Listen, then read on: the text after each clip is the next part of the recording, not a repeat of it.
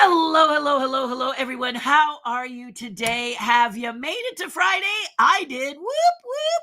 Terry Hardin, Walt Disney's legendary Imagineer here, Jim Henson puppeteer, and a plethora of things I've done. Ghostbusters, Men in Black. Feel free to Google me, but step back. There's a lot of stuff that I have done and a lot of questions that if you do Google me, you may have to ask me. And today, as with every Friday, it's Ask Me Anything Friday.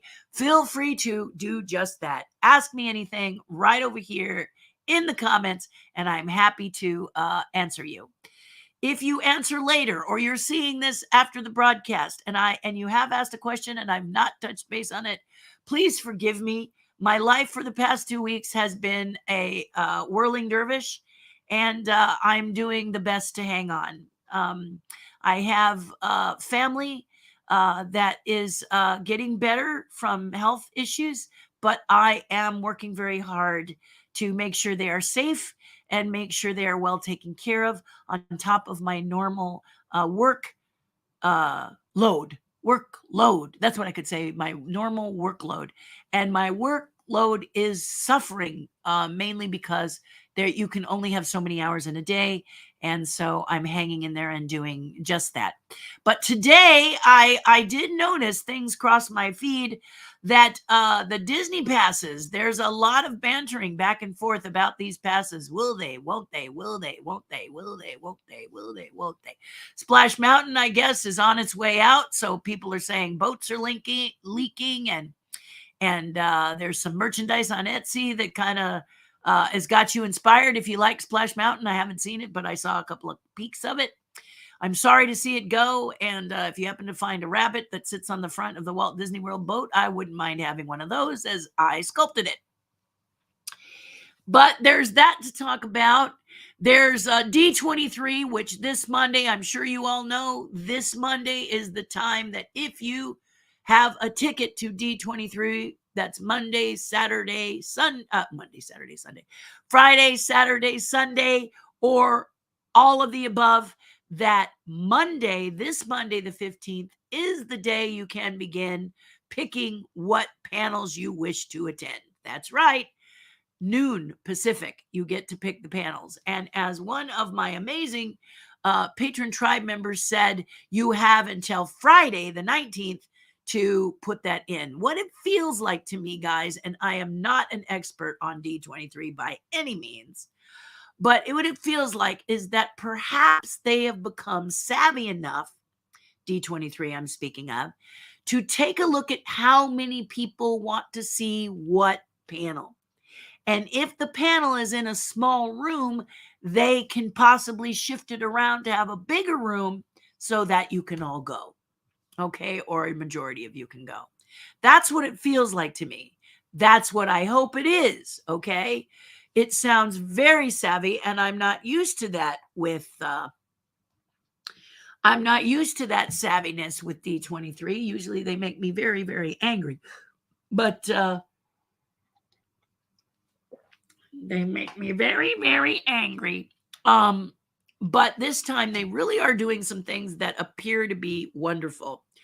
So, as I always do, as I've said before, Patreon is a wonderful place for you guys to come and have your voice heard, and you get to hear from people like my wonderful Stephanie, who tends to keep her hand on the pulse of a lot of Disney stuff.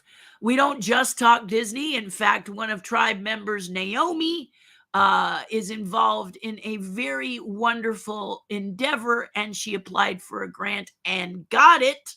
So she shared that with us, and we applauded. We put all of our good wishes behind her and encouraged her to not give up and to just believe that she was going to get this grant, and she got this grant. So Naomi did. So there's all walks of life in the tribe, and if you and your voice, you'd like to be a part of it, please do. Now, if you're watching this today and you joined the tribe, several of you joined at the same time. Forgive me. Please forgive me. I've not yet sent you your welcome letter or attached you to the group. I will do that as soon as I get off of this broadcast today. I've just had a very, very, very roller coaster and busy week. So I haven't had a lot of time to be on my computer. I'm usually not this frazzled, but it involves family members for me. So with a grain of salt for me, would you please? And then those of you who want to join, please join. $5 a month. And it's not, you don't have a year, I don't do the join for a year bit. I want you to be able to be like the hokey pokey. You put your right foot in, you see if you like it, you bring your left foot in. Otherwise, you take your right foot out and you tell me not for me, or you say whatever you want to say to me if you have to go. Okay. But I want you to see it. I want you to experience it. I want you to see how wonderful this community is. And I want to encourage you to add your voice no matter what you have going on in your life, in what you do for a living. If you'd like to participate, please go here and check it out. And if it sounds like something you want to participate in, please do. We do a lot of stuff. I really over deliver for that $5 a month. That is the base tier. There are higher tiers you can join, but I encourage you to do the $5 or the $10 tier. Whatever tier, you're welcome to do whatever tier you want. It's just that I am slowly populating them as I get better. And it's seriously slow right now because of this family situation that I'm going through. So honestly, guys, it's just a plea to you that please, if you've joined the tribe, do not be upset. I will go in today and get you all set up so that Monday you can join us for our nighttime Zoom call. We're going to have a nighttime Zoom call on Monday, and I want you to be able to be there and be welcomed by everybody. So please hang in there if you're on this, if you're here today and you've joined, and thank you. I'm so happy to have you. And then for those of you who would like to check it out, this is where you go. Please do. Please go. So as I said, Stephanie of Terry's Tribe, she let everyone know how, and advice, tips as best she could do on how to prepare for signing up for these things. And also she reminds everyone, and I'm sure she wouldn't mind me sharing this with you as well, that you have from Monday noon Pacific to Friday noon Pacific, and it is a random situation. So it's not a first come, first serve. So it's not going to bottleneck and crash the website or the app. I know that a lot of Disney people won't listen and they'll do it anyway. But the point is that you can go when you have a chance, and the one thing I do love about Disney is they're talking about round the clock. So if you're up at 3, you're a night owl or an insomniac, you can sign up at 3 a.m. if you want, and there's probably not going to be a big line unless people are signing up from the UK. And what I need to find out, now that I've said that, and you guys just gave me an idea, I've got some friends from the UK flying in, and I got to make sure before Monday that they're going to be able to do just what I spoke about. So I'm just going to, I'm going to put an exclamation point there because with my crazy time, I don't want them to miss out if there's something I need to do to help them out here stateside. So yikes. There you go. You can't see, but I'm trying to find this page that kind of keeps me in the loop, but I'll worry about it later. But I got to put my pen somewhere at this point. I'm talking slow, aren't I? I don't mean to, just a little tired. Okay. So there you go. That's what's happening. Let's get to you and your questions. Like I said, I think I've covered everything up to this point. Don't know what you're going to do for your weekend. I'm going to sleep, I hope. And then I'm going to have family day with my husband. I'm really looking forward to that because we haven't had a family day. I've had to encroach on his family day, and he's been so wonderful and supportive and fabulous. When you have the proper and perfect right partner, it doesn't matter how crazy life gets. You can just fall back into their arms and just cuddle in that bed of feathers and say, thank God I've got you and the dog and everybody, all of us together, just lending their support to me and telling me, you got this, you got this, you got this. The other day, I almost cried when my mother said, My mother is in a convalescent hospital. I may have mentioned this, but my mother looked at me gently and she said, "Thank God we have you. I don't know what we'd do without you."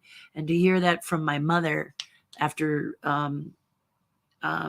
working so hard was just really touching. So, and forgive me not looking at you, but just very touching. I found I had a hangnail. It's because I'm doing all this paperwork that I had this nasty hangnail. So I'm like, ow, ow, ow, ow, ow, ow, ow, ow, ow. You know, your family. So I'm doing all the crazy stuff for you to watch. You're not really watching me clip my nails, but I mean, I'm just cutting off the hangnails. I've got some seriously mean ones on here because I've been going through a lot of paperwork to help my parents. So there you go. Am I talking too low, too quietly? Sorry, I'm there more introspective there for a couple of minutes, but there you go. So I hope you're going to have a great weekend. Share with me, ask me questions, and whatever you need. Distract me, okay? Good morning, David. Leo, we both made it to Friday. I love you, Leo. I'm in your corner, buddy. I really am. How are you doing? I'm hanging in, okay? That's the thing. I've not had much sleep. I was telling the tribe today, which I speak to before I speak to you all, that I've had that if you have a day that is just chock full of nuts, that you need to do something so that you don't disappoint anybody. I hate doing that to people, and I feel terrible when something has slipped through the cracks, and I've done just that. It's happened to me more often than I like to admit, but it's the truth, guys. And yesterday was one of those days I was up at 6 a.m. because I had to pay some bills for me. I've been helping my parents with theirs, but I had, all of a sudden I'm like, my own bills. So the only time I had free to do it was 6 a.m. So I made a cup of tea and I paid a few bills. And then at 7, I made a phone call to the VA. And then at 8, I got ready to go to a doctor's appointment there until 9:30. Then I went to the bank, and on the way back from the bank, make a deposit, of course. I came back from the bank and visited with my father, which was about 9:45. But at 11, I had a Zoom training call. So I zipped back for that and made lunch while listening to the training call and taking notes. Then I zipped back to my father to sit with him to wait for the notary and to help, make sure he had his lunch and everything, because he doesn't have a caregiver anymore with him. It's me and my cousin, and that's not a problem. We're just doing the best we can. But then at 3, the notary came. We chatted a bit. We got that all set up. We asked her some questions. She guided us on it. And I was sitting and relaxing with my dad.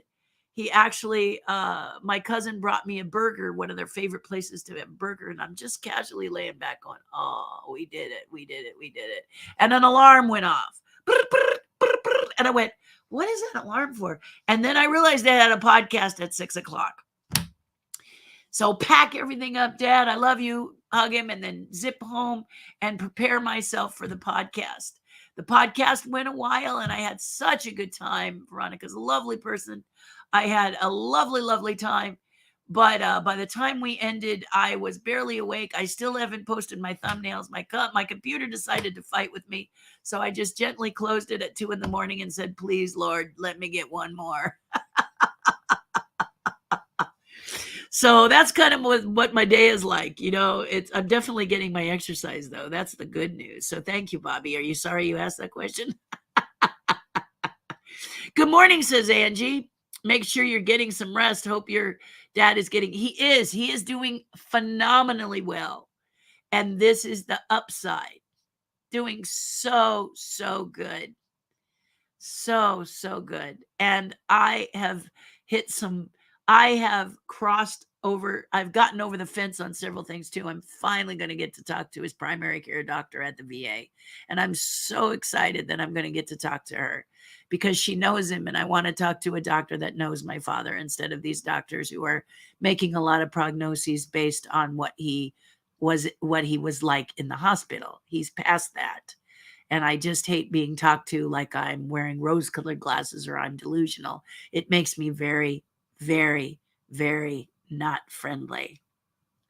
And for those of you who are looking to do a power of attorney to protect your parents as they get older, My piece of advice is to let your parents know that they can be polite and sweet and lay back and get better while you are the Tasmanian devil or bulldog.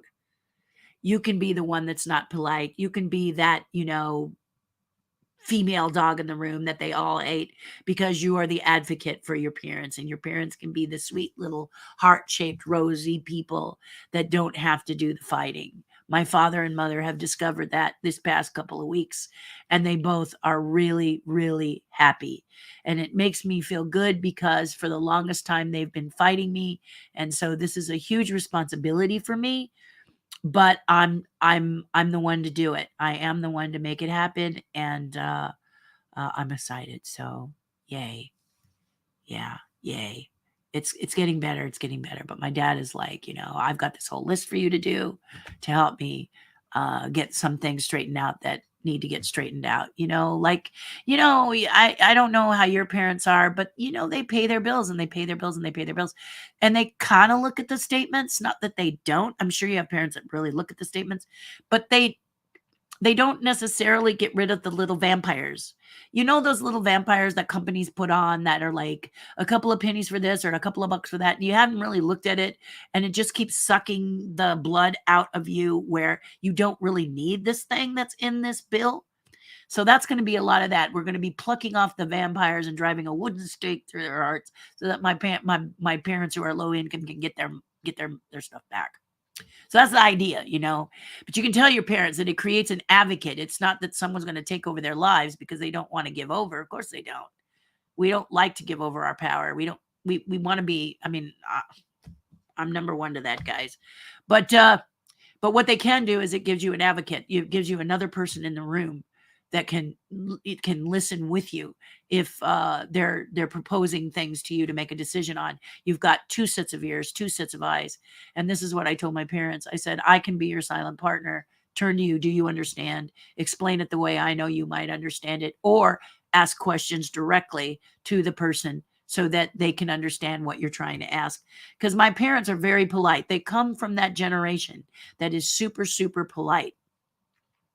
My mom sometimes is not, but she doesn't like being not polite. It irritates her, and I don't want her to be irritated if she doesn't have to be. So I become the non-polite person in the room, and she realized that yesterday, and she because she has a woman in the convalescent hospital who told her that her parents had died early because they wanted to get away from her. And I thought, well, this is a really spiteful, nasty thing to say. So the woman got angry, and because she's behind a curtain, and she said, what I said was, you don't make sense. She's yelling at my mom. Now you don't make sense. You say you have one set of parents, and then you say you have another set of parents, and I don't understand which is it, what parents did, which is the true story. And I calmly said both are the true story. My mom is so special. She had two sets of parents. The woman didn't say a thing, and my mother just got this really sweet smile on her face. It made her feel really good. And I said it at this level. My mother is so special. She had two sets of parents. Both stories are true. And I let it go. Okay. So my mom smiled and laid back in the bed and realized that she doesn't have to fight every battle. Now that we're together, now that we have papers in place, I am looked at. I have suddenly appeared in the eyes of people because I am now part of her, and I can help her fight battles when she gets tired. So if you're trying to help your parents to do the same for your parents, just let them know that it's really getting a little bulldog or a little Tasmanian devil as a gift to fight for your battles for you when you get tired and you're just getting exasperated. I can go on these horrible government websites and sign them up for you and take care of you and make sure that you get that I have tenacity. I am really, I don't quit. So when you get tired of applying and they do these really terrible tactics to keep you from money that you deserve, I just keep going, and my mom and my dad don't have to do it because now I'm attached to them.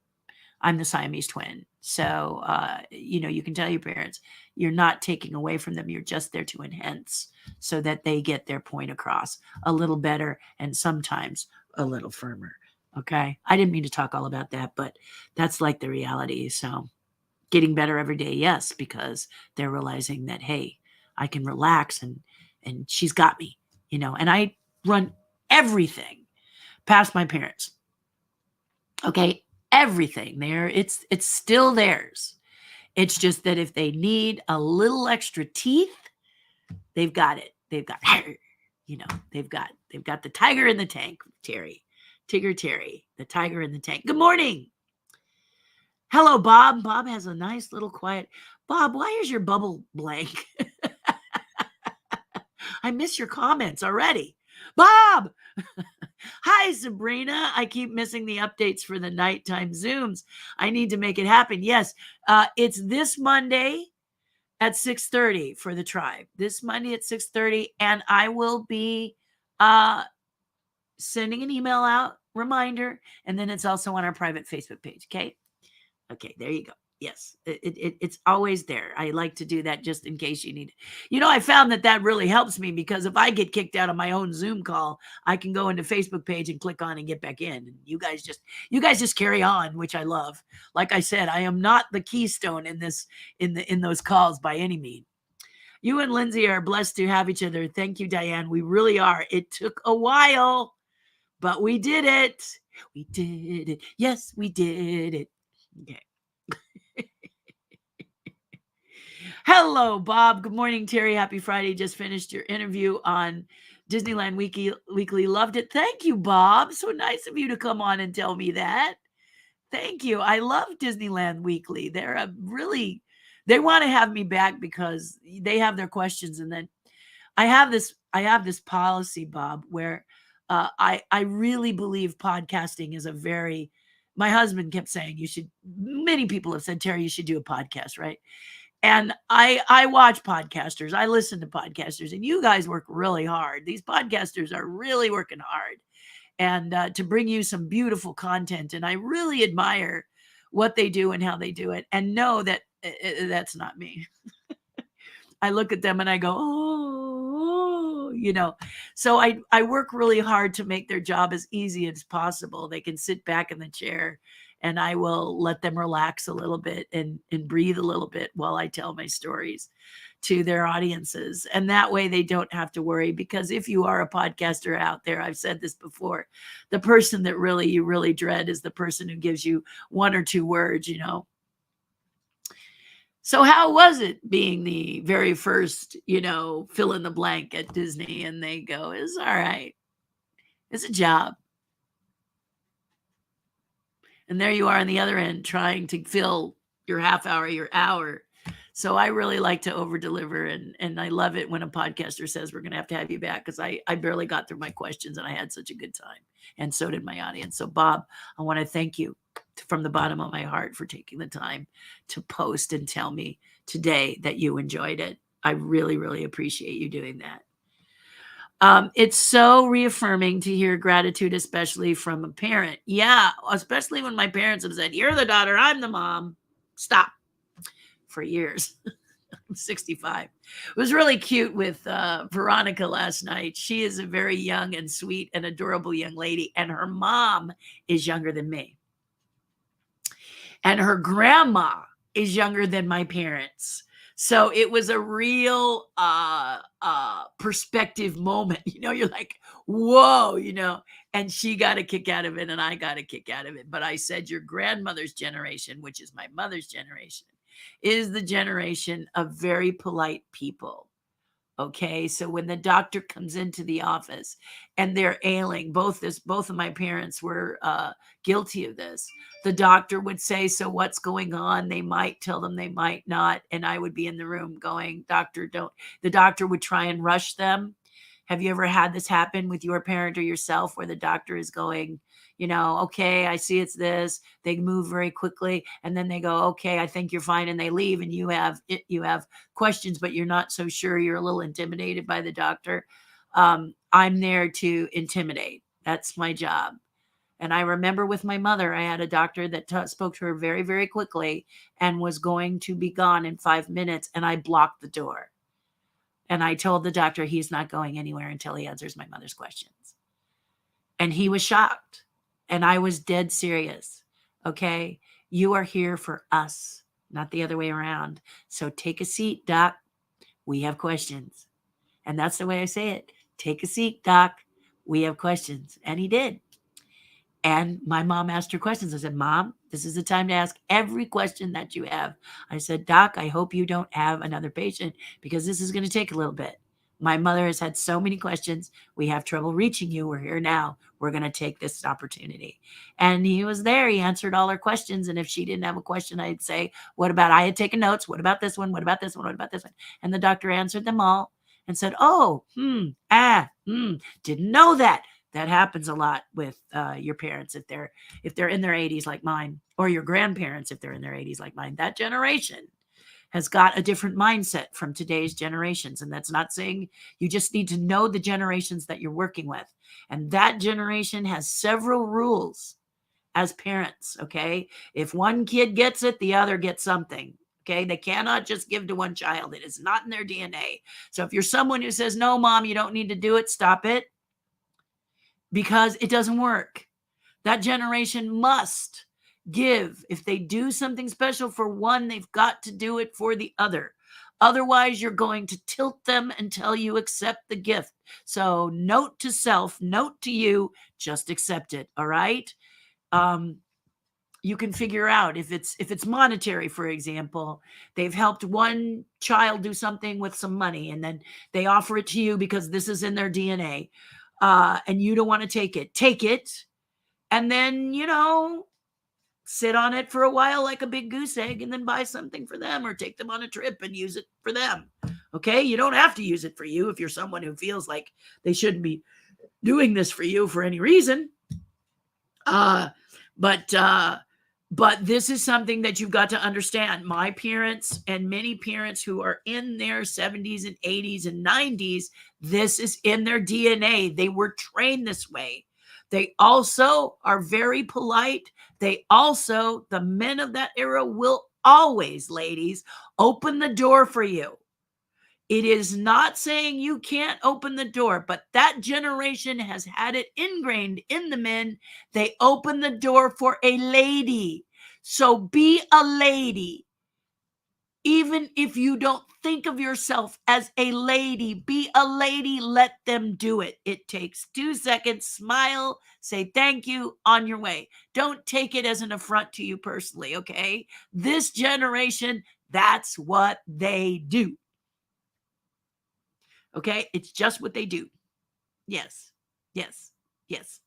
All right. You know what I'm talking about. I know you're out there and you know what I'm talking about. Okay. And you cannot change them. You're asking a giraffe to be a lion or a lion to be a hippo. They can't do it. It is the way they are. So just suck it up and do this for them because you love them and you know this is in their DNA. With my parents, it's a little bit different, but it's the same. They really, really have these things in place. I remember when I was younger, I would go to people's houses and this generation, mostly this generation, would offer me coffee, and I didn't drink coffee at the time. And I would say, no, thank you. And they would look a little hurt, but I didn't drink coffee. And I thought, how can I drink coffee when I don't drink coffee? Because I'm hurting them. And then my husband introduced me to why I think I don't like coffee. And that was because my parents were opening a can of coffee, U-Band, Folgers, Maxwell House, instead of actually making a cup of coffee fresh. And it was acidic and nasty. But when my husband made a coffee for me, it was fantastic. Well, what it taught me is how I can doctor the coffee so I can accept it. So then I would go back to these generations and I would say, I would like a cup of coffee. And they would light up. Because again, they come from the eras of the Dick Van Dyke Show, of Bewitched.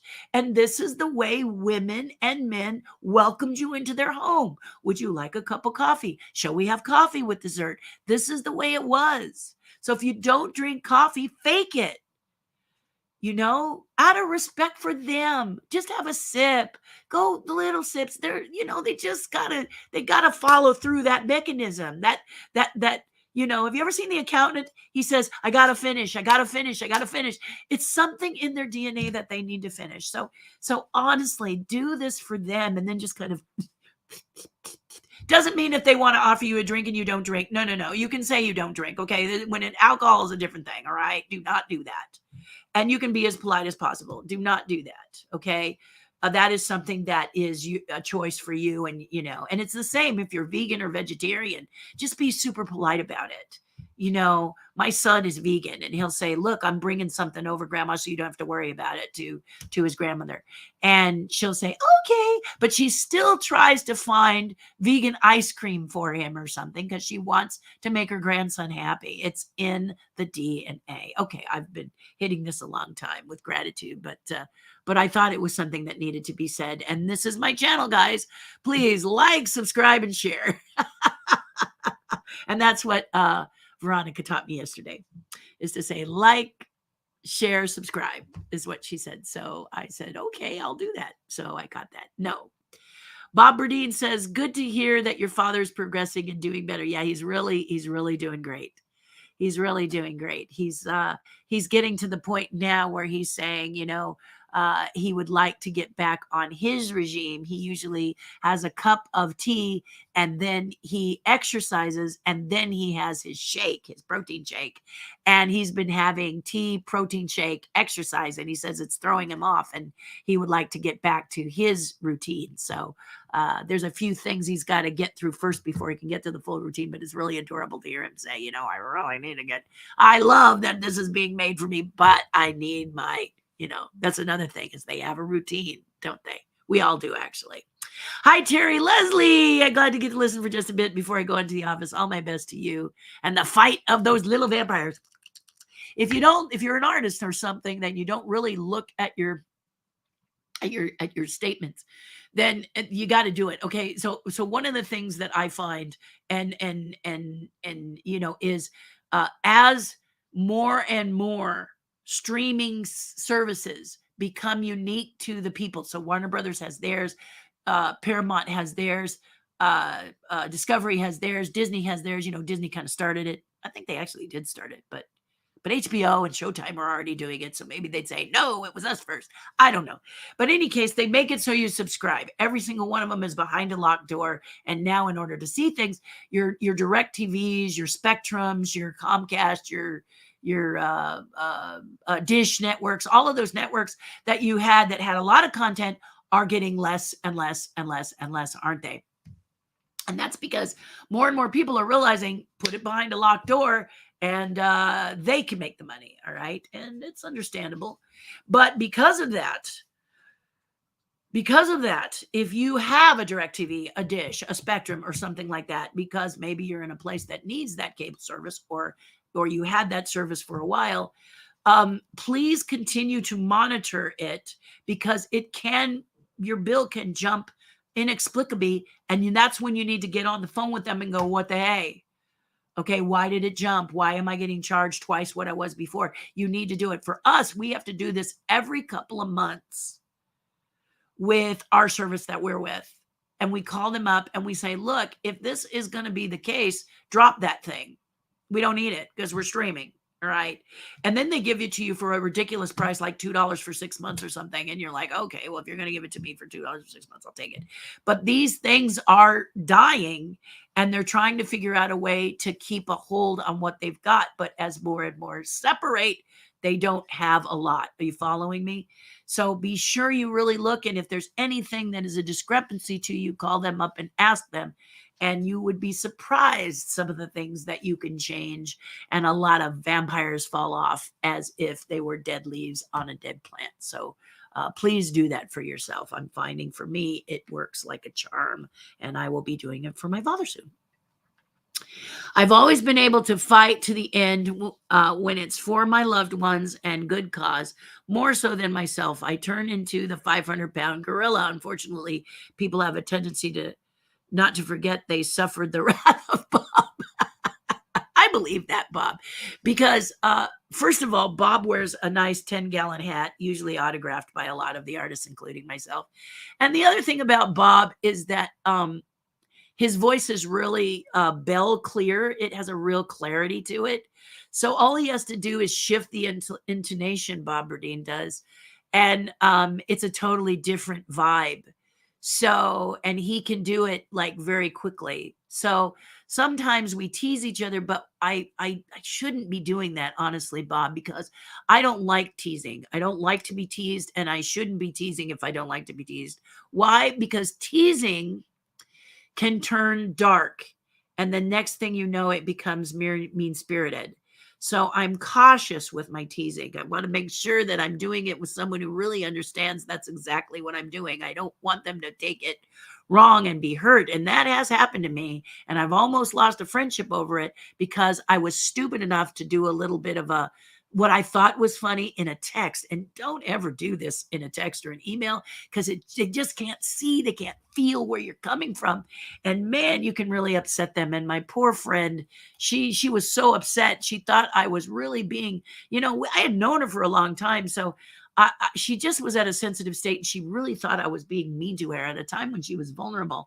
And I said, no, no, no. What did I say? Did the spell check correct it? What happened? What happened? That's not what I meant. That's not what I meant. And she said, well, I didn't think that was you. And I said, you need to get on the phone with me because I should not be doing this over text. And she did.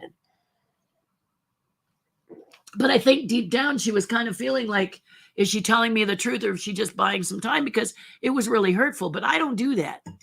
So I felt really bad, and I learned a big lesson. So teasing, you got to be careful when you're poking each other. You know how it can kind of go a direction that can be seriously, seriously terrible.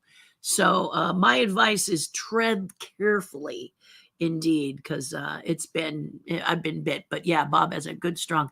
The tribe is such a wonderful break from the rough world we live in. Supportive, caring, heartwarming.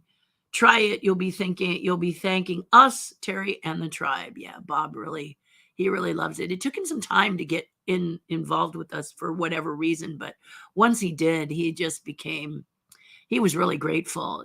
Everybody, and Bob is, I would say, a philanthropist. So Bob's talent, the way that Bob Burdine, Rose, and his family paint, is through charities. And they used to host charity events. They used to create charity events. They used to be very strong in participating in events for those less fortunate than themselves. And they retired a couple of years ago because, as you know, when you're such an advocate, a lot of times people will pile a lot on you. And they didn't mind, but after a while, you start to say, I'm rowing the whole boat here. What's everybody else doing in some cases? So they decided to retire. And then they started to teach us in the tribe how we could be more beneficial to our community, not just the tribe community, but to the communities around us, because I love giving to charities, and they helped me. And the tribe was instrumental. I'm doing what's called the Chalk Walk. You may have seen in the blurb, I talked about the Chalk Walk as part of it. Chalk Walk is happening in August, and we're not really going to be doing a walk. The Chalk Walk organization, Children's Hospital of Orange County, decided that rather than us walking, we're going to go to a special event at Disney's California Adventure Park. Don't know what it's going to be like.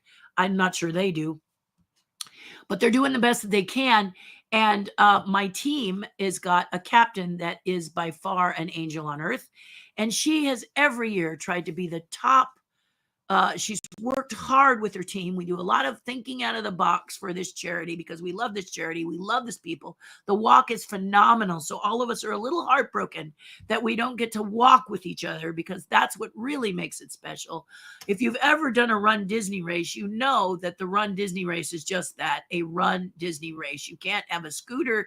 You can't have one of those things that, when somebody's leg is injured, that they kind of scoot along, they kick it or whatever, and their leg is on there. You can't have a wheelchair. You can't. And with the Chalk Walk, all of the above is participated, and it's very beautiful. People talk about their children who have been saved by chalk. People talk about children who have been made comfortable by chalk. How they've been made comfortable. They talk about the generosity of this organization and the kindness of this organization. So it's really been a great thing to participate in. I've loved every single year I've been, and I've only been in for half of what my captain has been in.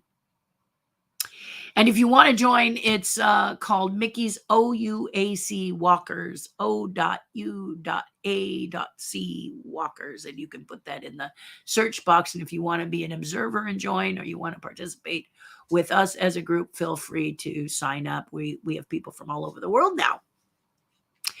But she is in the lead, and we are working to keep her there. So she's always dreamed of being the biggest donor, her team being the greatest donor as a team. There's divisions in CHOC, so she's not competing with, like, say, Disney donates, of course. And you're never going to be a bigger donator than Disney. At least you hope you aren't. But they have divisions. So there's community division, and there's executive divisions, and then there's various divisions that people are grouped in, and they become the lead in their division. And she's very excited because we are quite far out there, and the event is the 27th of August. So we're really, really hoping that she gets this opportunity. We're all doing it not only for CHOC, but for her, because she's just been, she has done so much. It's more than tongue can tell, guys. I just can't tell you all of the generosity that she's done, and everyone in the team has done, because we care about each other, and we help each other in this charity. So the tribe is similar. The tribe is very much the same. And Bob, when this was happening, and we were looking for concept and ideas and some of the things that we could do and how we could approach people for donating during a recession and stuff, Bob and Rose are there giving us that advice. So that is their art. Why am I telling you about this? Because if you're interested in joining Terri's tribe, then I don't want you to say I'm not an artist, so I wouldn't fit in. You will, believe me.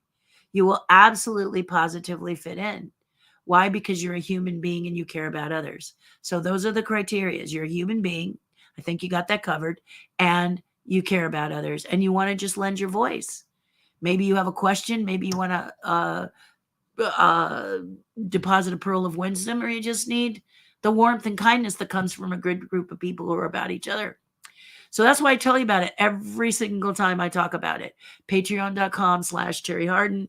You go there, you add your voice to it. Why? Because you're worthy. Seriously, you deserve to be in a group that tells you that you're a great person and proves to you that you really, really are. And you just have so much fun.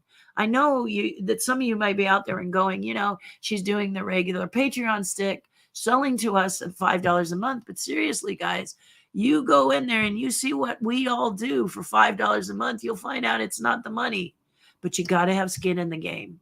If I put my skin in the game, I need to know you're going to put your skin in the game. So I don't need a lot of skin in the game, but that's why I do that $5 a month. You skip one Starbucks coffee or a cup of tea and you got it. You start, you save quarters over the month and you've got it, right? So honestly, it is definitely about you give a little, I give a little, and we all give. So I hope you will check it out. Go check it out. I'd love to hear your voice added to it. And I'm very, very, very grateful, very, very grateful that that's the case. Let's see. I'm just looking. I'm back to this. Checking. Yes, this is it. So Diane writes, I'll make sure to listen to Disneyland Weekly to your interview. Disneyland Weekly is a great group of a pair of podcasters, and I really, really love them. And I did do it. So, but yes, Diane, we had a great time. We had a great time, and I always do. So, yes, please do that. You'll enjoy it. Hi, Terri. Have a great weekend. Hi, Mark. Thank you for joining us, and thank you for making yourself known to me. Thank you. You are so right. I can't tell you how many times I've had to remind doctors their oath. See, this is what Bob does. I don't do the oath thing, but Bob does. And a lot of times Bob is doing it from a wheelchair or standing with a cane. So it's not, and the only thing I'm pointing out is he's been through a lot. So he makes it clear that he's not doing it to give you trouble. He's been the receiving end of some really bad behavior he's done. And he does it for his family and his friends. And you see how he talks about the tribe here. He's saying it because he believes in it, not because he's trying to make, well, maybe he's making me feel better too, but that's not the main reason. He just really knows what it's done for him and his family, the tribe, and he wants you guys to be a part of it. So if you're going to look at it through an attitude of all I want is the money, then it's not for you. Don't join. Really, if that's your attitude, please don't join. But I'm going to keep telling those because I'm hoping to catch those wonderful people who might want to lend their voice, participate in something really beautiful and wonderful. And so I'm always going to do it on this channel. Hey, everybody. Hey, Andrew. Everything is well because you have joined us. Mark Silverman, I'm sorry. I didn't call you back yesterday. You saw what my life is like. So Mark Silverman and I are both going to be at DizCon, guys. And you're going to have a great time because out in Walt Disney World, Mark's voice can still be heard as Rod Serling in the Tower of Terror. So you're going to have a great time. We're actually on the same panel. So he's been trying to reach me to talk, and we talked, but then in the middle, he saw what I'm going through with my family. So I said, Mark, I got to let you go. And no, I'll call you back. But I didn't get to do that. So Mark, I'll do my best that we can connect today. But we're going to be there. September 30th, October 1st. So if you're in the area and you have not yet thought you'd go to DizCon, please do, because it's gonna be a killer panel because the two of us are improvisational graduates. So the guy interviewing, oh, shudder. It's just gonna be amazing. It's just gonna be amazing. So thanks, Mark. But Mark says, Maxwell House, good to the last drop. I love that stuff. Now, the other thing about Mark that we found out, and this is why we say, don't assume everything is Disney. Mark Silverman is a perfect example. He's an amazing voiceover person. And he knows I do voices too. And he's been so sweet pushing me to get a new voice reel done. I have to say, though, I'm having enough auditions without one, so I'm a little bit lazy and I shouldn't be. But he's lovely. I really need to get someone to represent me in voiceover, and I'd probably be doing a lot better. And Mark is always encouraging me. He's really sweet about that. But also, he's not just Disney, okay? And this is what I'm trying to tell people that want to join the tribe. It's a plethora. It is a cornucopia, if you will, of different things and interests. And when Mark and I sat and talked after our first meeting, I found out he's a big fan of War of the Gargantuas. Now, some of you might be saying, huh? But let me tell you, I knew exactly what he was talking about, and so did my husband. And we chattered away because that's an era of films that we both seriously love. We went on to talk about other films about it. And then he is a nostalgia buff, just right here with this good to the last drop that he's saying here. And we do this all the time. When he and my husband get together, they are quoting classic stuff because they both have memories like a mousetrap. And they can quote from movies, and it's just so much fun to sometimes put my toe in the water and participate. But most of the time, my husband likes to say a quote from the movie, not something obvious like, go ahead, make my day, but something that's a little more obscure, and Mark will get it, and Lindsay will get it. That's my husband. And I'll be like, I don't know what they're talking about, but I just sit back and enjoy the show.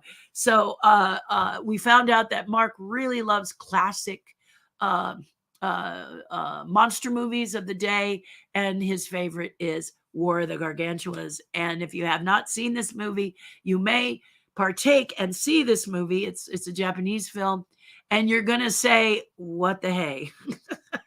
You're going to look at us. You could look at us like we're all nuts. But understand, as young people, these movies were very special. Godzilla and all of these movies were super special to us. And we chatter a lot about them. So we're nerds like everybody else about things that aren't Disney. So please don't think that if you're not Disney centric that you can't be a part. and get together with us, because we're all like that. Mark, thank you. I'm so glad you popped in. Bob says, yes, exactly. A cup of coffee isn't a cup of coffee. Here we go. Look at what I opened up. Cindy, glad to hear your dad is doing better. Yes, Cindy, are you going to D23? It'd be great to connect with you over there. Connie Lane says, you are so right. You speak the truth. Those of you who are going to D23, Connie Lane is a member of Terry's tribe, and she is an amazing lady. I'm not going to tell you her history, but I will tell you that on Sunday from 4 to 5, Connie Lane will be on a panel at D23. Go there, support her, check it out, and learn about her. She's an amazing woman. And I will drop a little pearl.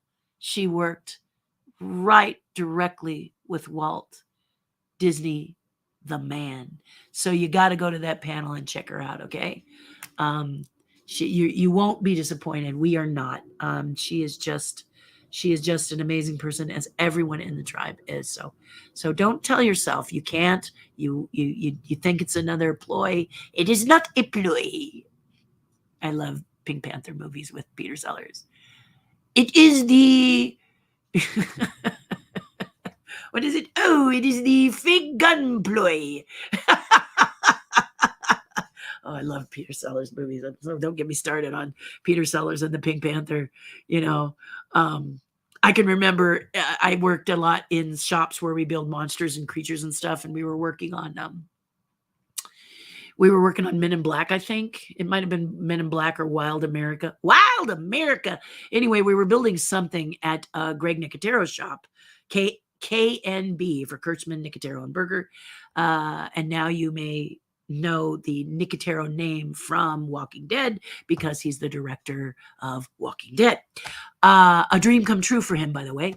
And we were in one of those. If you've ever been in a classic shop, there's not a lot of them left, I understand. However, many tell me there's about maybe 10, 15, 12, something like that. I don't work in shops much anymore, but it's usually a big airplane hangar. It doesn't necessarily have divisions and stuff. And K&B was a big, giant, warehousey type environment. And the mechanics who were near the back, and the fabricators, meaning we did the covers and we sewed and sculpted and all of that, were closer to the offices, which were in the very front.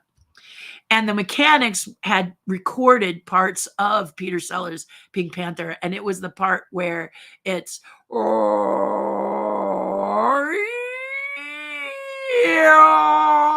and anyone who had seen that movie just started cracking up. We all started just laughing hysterically because we knew exactly where it was from. And we were just you hear the, because of course it's the karate fight between Inspector Clouseau and his servant. So it's just Kato. So it's just so funny, because you don't need to see the movie here. You see it here, and you were just laughing and laughing. And they played that often while we were working, and it just lifts, you get a little bogged down because maybe your deadline's tight or whatever. And they would play that, and it would just lift us right up. So yeah. So when I think of Mark Silverman and things like that, then and people, we basically all love other stuff, and I think you need to check out Connie Lane at D23. Like I said before, you get to sign up on Monday. Sign up for hers; you won't regret it. I love doing the chalk walk every year. I did it. I mean, Cindy, it is so fun. This year, a lot of us are like, because we don't know what to expect.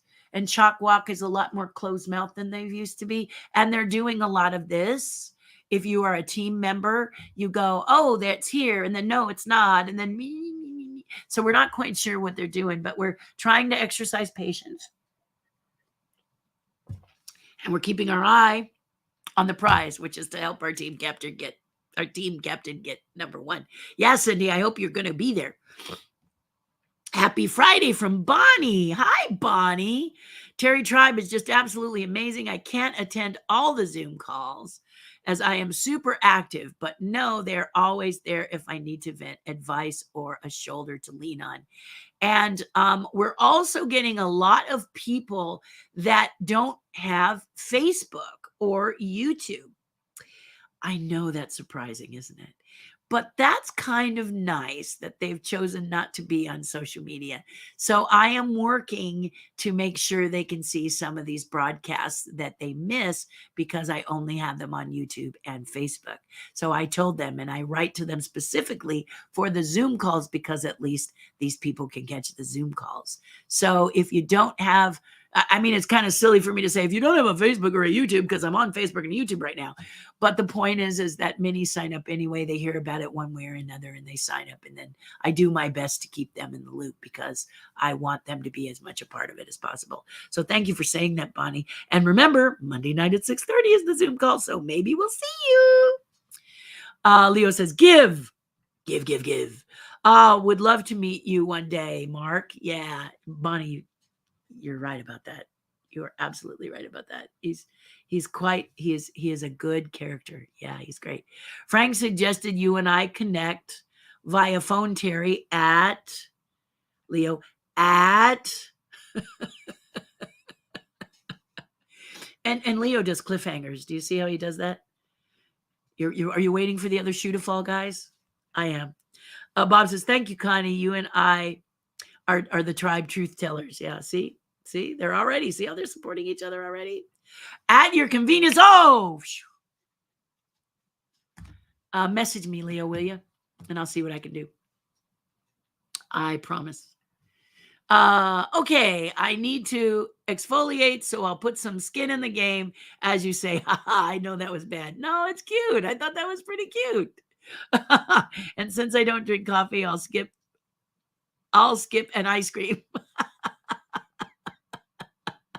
Leslie, you're adorable. You would really love this group and you would be such a blessing because here's the thing about you, Leslie. I can automatically tell you right now, I can name one person in particular who is absolutely in love with you and doesn't even know it. He is going to love you in the tribe. And that's my dear friend, Darren. Darren is a music teacher, retired. And when he finds out what you do, girlfriend, he probably already knows. If you decide to join the tribe, he is going to be picking your brain like crazy. You will talk music talk, and you will find you have found a kindred spirit in that, and he will find he's found a kindred spirit in that. And we have a lot of people who do music, dance, art, things like this, but also are appreciative of plays, of concerts, of crafting, of not crafting, of cooking, of construction, of fixing houses, of cleaning, of every type of passion you can imagine is in Terry's tribe. So please become a part of it. Fortunately, I'm not going to D23. I saw there's a few fun looking panels and I'm so bummed. Yeah. I'm not going to any of the panels, Cindy. I'm just not that kind of a gal. I don't want to take a seat from someone else. But I am going to be walking the floor for a couple of days. So Sunday and Friday. I'm not going Saturday. But I'll keep you posted as to where I'll be. And most likely I'll be in the coat. So you'll be able to spot me pretty easily. I like to wear my brand. Connie Lane is a treasure and one of the jewels of the tribe and a pleasure to listen to. This treasure chest has many jewels. So watch out. And here's another, Sabrina. The at your convenience had me doing callbacks like I was watching Rocky Horror Picture Show again. I know what that means, Sabrina. I actually know what those letters mean. Whoop, whoop, whoop, whoop. Thank you for making me feel young, Sabrina. And Sabrina is another one. Sabrina is another one from the tribe that is just is someone who is not necessarily one who draws or paints, but she does sculpt pumpkins very, very well. She learned that from me years ago, and she's now really got the confidence to actually be one of my people that demonstrates at events with me now. If I have an event, she is the person that demonstrates while I do what I do best. But she is I believe, Sabrina, you're not vegan, you're vegetarian.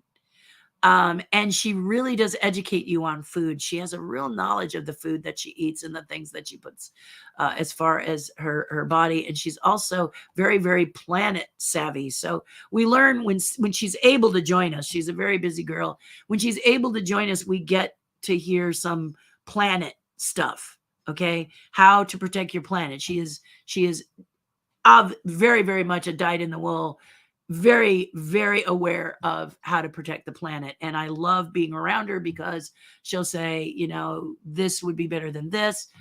This is a good idea here. She's just amazing. She doesn't, make you feel bad if you're doing something that she quite disagrees with. She always does it with a kind, nurturing spirit. And I love being around her because she's so smart, she's so intelligent, and she knows a lot. And she is a nanny. She takes care of children, and she's brilliant at it.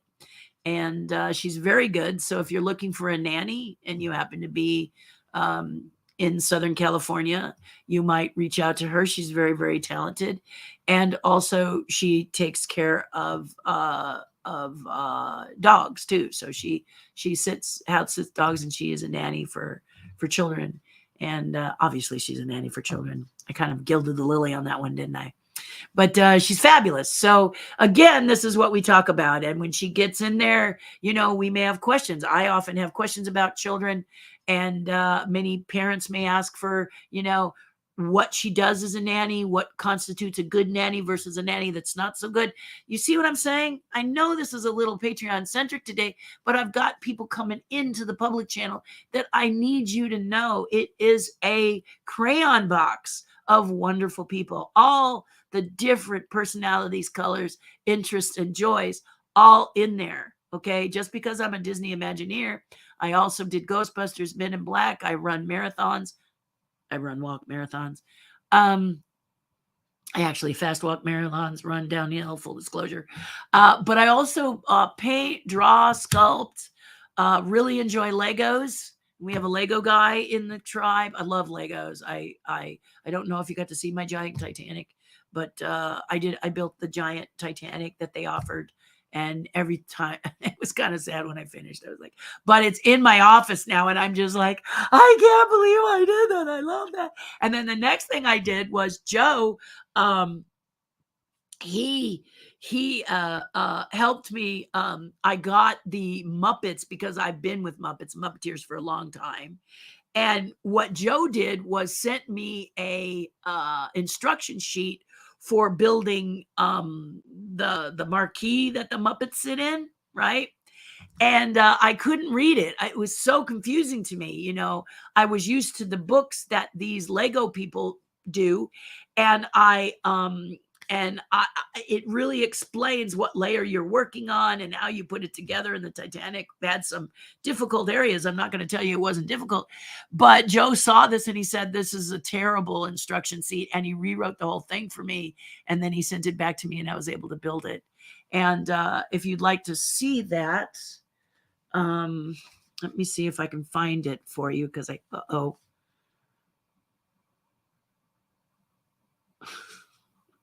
sorry, it's not. My dad's okay. It's just that I have another another brick in the wall. Yeah, that's what I'm kind of feeling. Okay, back to what I was going to tell you. Maybe I can show it to you and share it with you because this again is a tribe thing, right? It's like the tribe. The tribe helps me, and I feel just so blessed when they do. And I'm just altering a little thing here so that you guys can see what's happening. So I'm just alternating my system. Also, a lot of you guys said you enjoyed seeing my system, so maybe I'll let you see that again, because if you're ever thinking of doing your own thing, you can do that. But here it is. This is let me hide Sabrina's wonderful comment. Here it is that I built, and it's all Lego. So I got these because I am a Muppeteer, and people started sending these to me, and I got the whole set. So I had the whole set, and I put them together, And then Joe sent me how to build this marquee. Isn't it cute? And then I put it in a shadow box. That's the black you see around it. So let me just make it smaller. So you can see the white area is the building of the container they're in. And then the black is a shadow box. So you can see a little reflection to the right there. That is the glass that's over it protecting it. It's in my office. But if I go bigger again so you can see it, you'll notice that on the bottom for some of these characters, like the animal who has an entire drum set that you get to build, and Rolf the dog who has Beethoven next to him. They're a little, you see how the shelf extends beyond uh, uh, their little black base. So you can put the people that have larger, more bulky items on that base, and then you can go up and thinner, thinner things like Gonzo has his chicken, you can see up in the upper right corner. Miss Piggy has her fashion magazine. But what's really cool is because it's Lego, you see Kermit here? The rainbow that he gets was really weird when he was by himself, but I can actually put the rainbow over his head on the actual piece because it fits on those dots. It's the same with the Statler and Waldorf characters. I was able to put the zzz up above his head. So I really, really liked this piece. And it's something that you can actually get a hold of. And he shared it with me, and I should share it with the tribe. I just haven't gotten around to doing that yet. But it's really cool. So everybody shares with everybody, and we just have a kicking good time. And Joe and Naomi are master craftsmen when it comes to Lego and other things. You know those like science things that kids do where they build things that whir and click and make the planet better, or they drive using solar or whatever. They're both very involved with those organizations and those things that kids have more brain than than I'll ever have. But yeah, so it's really cool. It's really wonderful, and I thought that you guys might enjoy that. Bob Burdine says, by the way, Bob Gurr called me this week and decided to donate the $200 to our team. Very generous on his part. Thank you, Bob Gurr. You're the best. We need to take him to breakfast, Bob. When can we go to breakfast with the amazing Bob Gurr? I'm way overdue taking the man to breakfast now that he's out and about. I used to do that every month, and then the pandemic hit, and we all lost track, didn't we? But Bob, if you speak to him, June Martinez, hey, girl. Hey, you and Oscar. Congratulations, Oscar Martinez. You're following in my footsteps. Yes, indeed. A new Disneyana Fan Club International Legend Award goes to Oscar Martinez in October. So if you want to see the amazing Oscar Martinez, be sure to go to Disneyana Fan Club on the Facebook page, or just Google Disneyana Fan Club and find out how you can get tickets to the amazing presentation dinner. I'm going June. I wouldn't miss it for the world. And I'm so excited for you, Oscar. It's well deserved, and I'm just tickled pink that you get to be on. I'm looking forward to learning more about you as a legend and seeing your family. Invite people now. Those of you who are saying, who is Oscar Martinez? And some of you may be out there. You may remember an amazing chef a few years ago that had been with Disney for quite a long time. If you went to what I guess is called the Carnation Cafe, June now, I forget what it was called before. But my favorite breakfast place right there on Main Street, Oscar was a staple. He was someone that would come and he would make the food. He would organize the meals, and then he would come out and meet and greet you. And I would see him often while he's working. Well, when he retired, he came around and still met and people. And often you can see him at the park, or he's on and he can chat with you. Well, they managed to get a hold of him, and he's going to be at the Disneyana Fan Club accepting his award as a Disney legend. And I'm so excited. I got it in what was that, May, guys? It was so wonderful. And now Oscar's going to do it in October what is it, 23rd and 24th or 22nd and 23rd? Anyway, take a look at it, October. Set the date, get your tickets. It's going to be a lovely dinner and it's going to be crazy fun. And if you have any questions, Oscar and June, feel free to reach out to me. But it's nothing but fun, fun, fun. So I'm so excited you're going. Thank you for joining. I'm so glad I could share that with everybody. You should see my 10-year-old nephew's room. Legos, Legos, Legos. Yeah? These Legos experts, I'll tell you, they've really taught me. I mean, Legos has really changed since I was a kid. I was happy to get Windows. Okay, so Legos came out, and it was a favorite Lego brick I had. Okay, I had a very favorite Lego brick. I think Joe calls it the 8. It's 2, 2, 2, 2. The 8 brick. It was my favorite. 8 and the 4.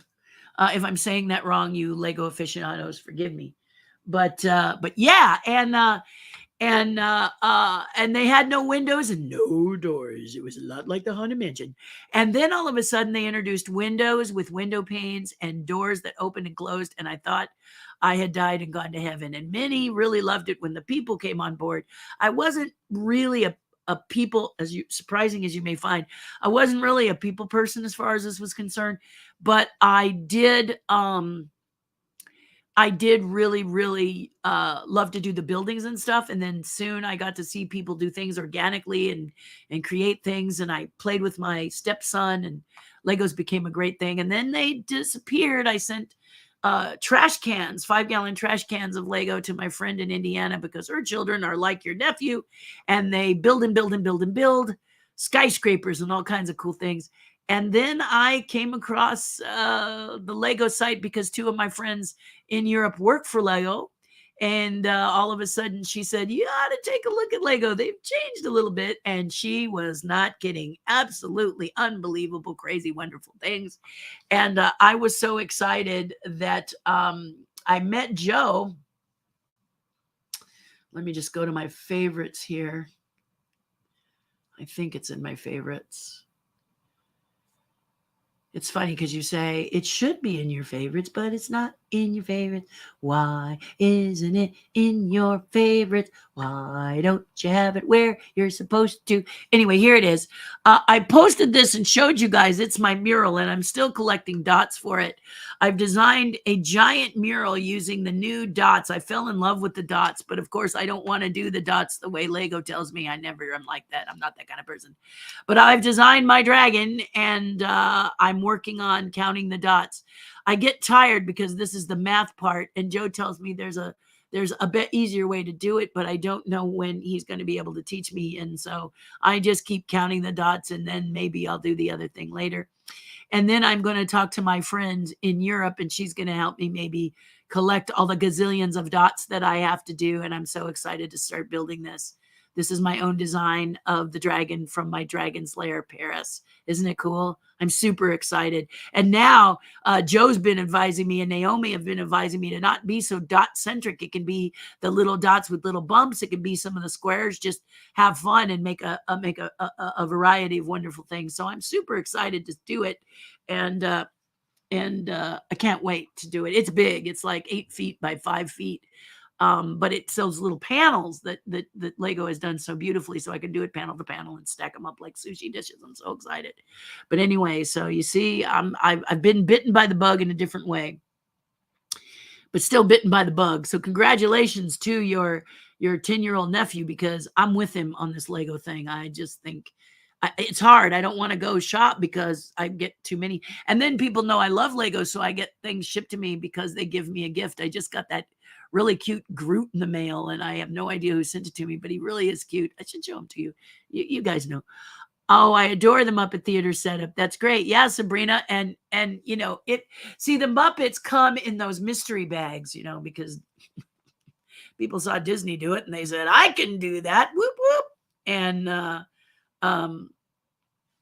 I was just so excited that this was happening. And let me just tell her perfect. Wednesday, 12:30 would be good, or Thursday, 1 o'clock. Let me know. Thanks. Okay, I got to make a call before I can get that set up. Just give me a second, guys. Let me call Olga and see if 12:30 is okay, and we'll plug it in there. But let's plan for Thursday, 1 o'clock at this time. I will give you a full-on confirmation after my broadcast, which I'm doing right now. Okay, thank you for letting me talk to the notary. So anyway, yeah. So Sabrina, it's a lot of fun, and it's not hard now that Joe has rewritten the instructions. Bob Gurr is awesome. I had the pleasure of giving him a tour of JPL. Yeah. Oh, can I get one of those, Bob? I am such a space squid. It isn't funny. Oh my gosh, I love space, but I get motion sick. Oh, I love space. Thank God for NASA Channel. But with people like Elon Musk in the house, what is it? You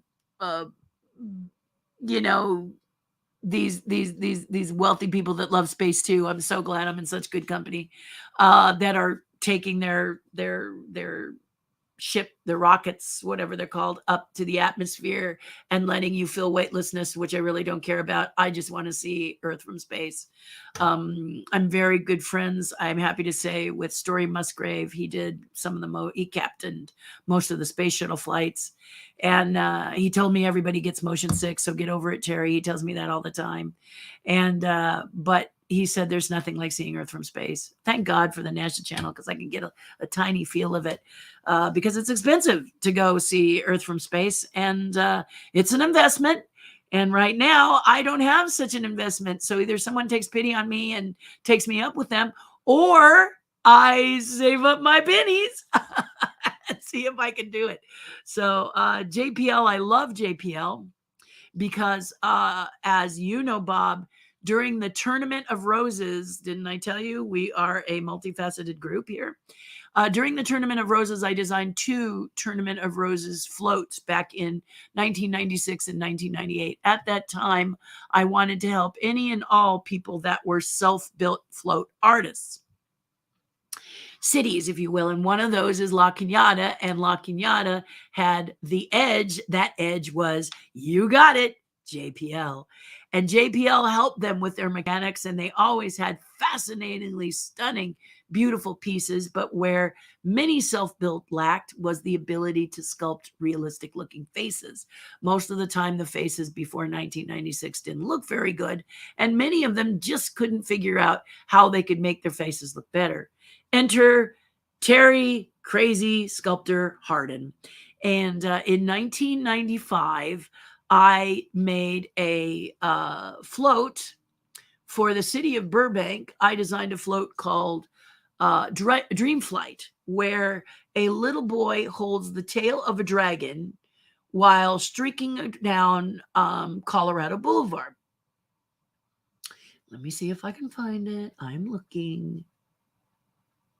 I got to go in presentations. So let me just find I just have everything here. So I never know what you guys are going to like and what you guys are going to ask for. So I just kind of put these various things together. And a lot of times then I go,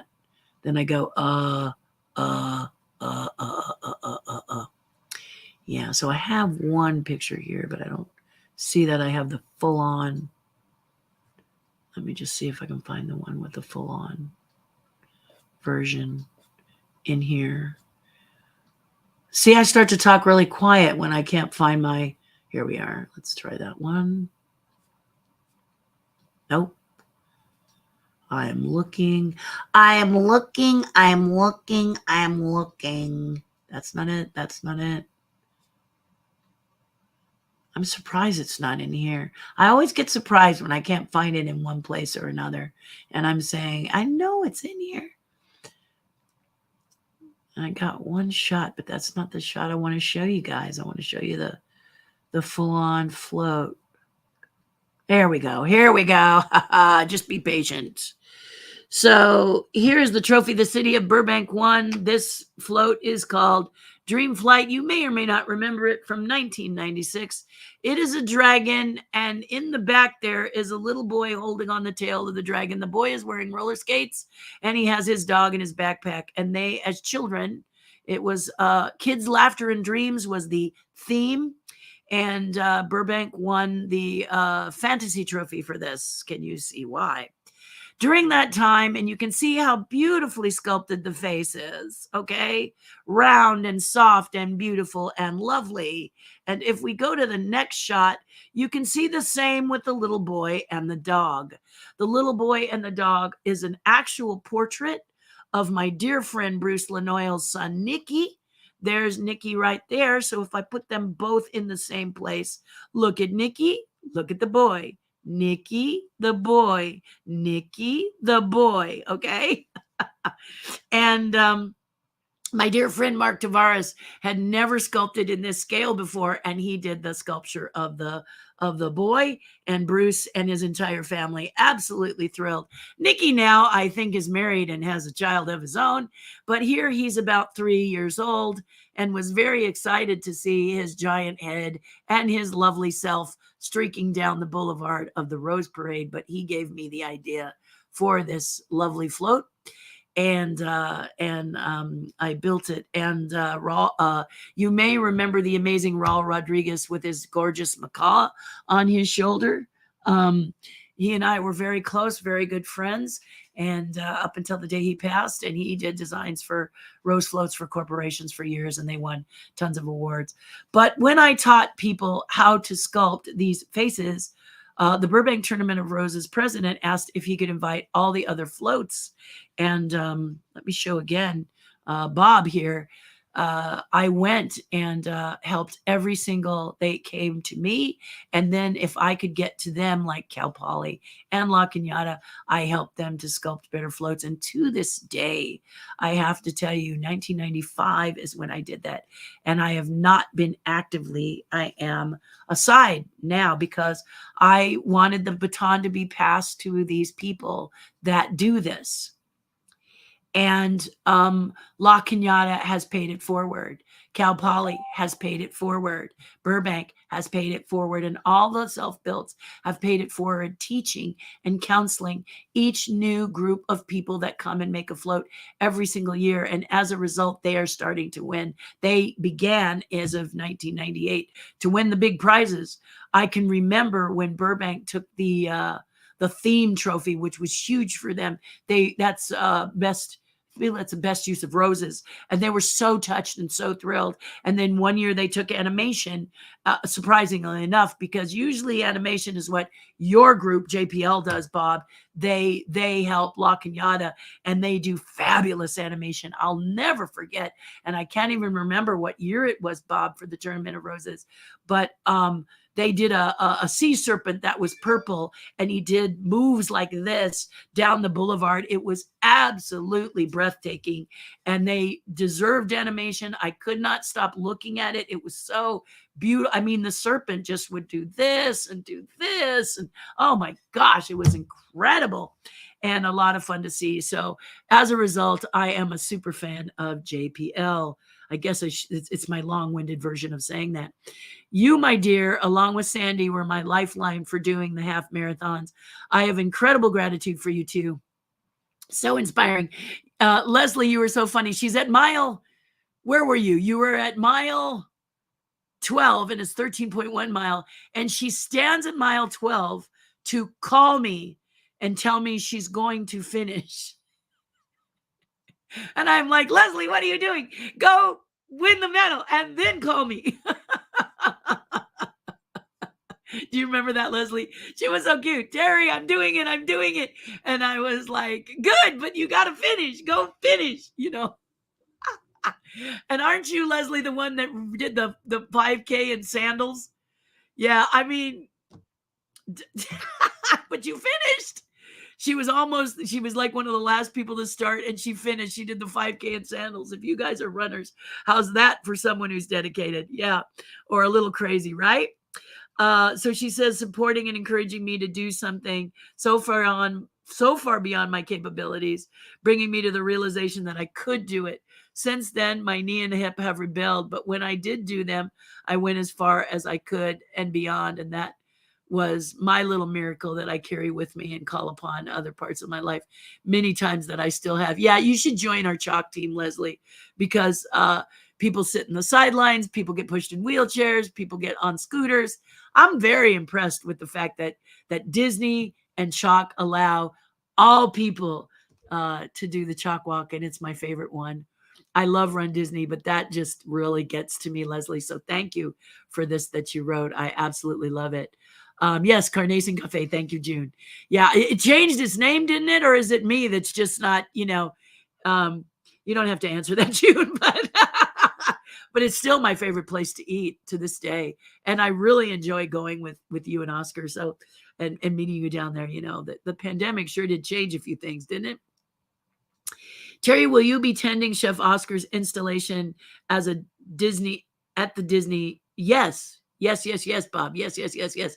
I had to see because it's October. Let me tell you the actual dates because there was a bit of a it is the 22nd and the 23rd. The Legend Dinner is the 22nd. It is the month of October, and many of you know I am a pumpkin sculpting teacher. So that is a huge weekend for me, usually.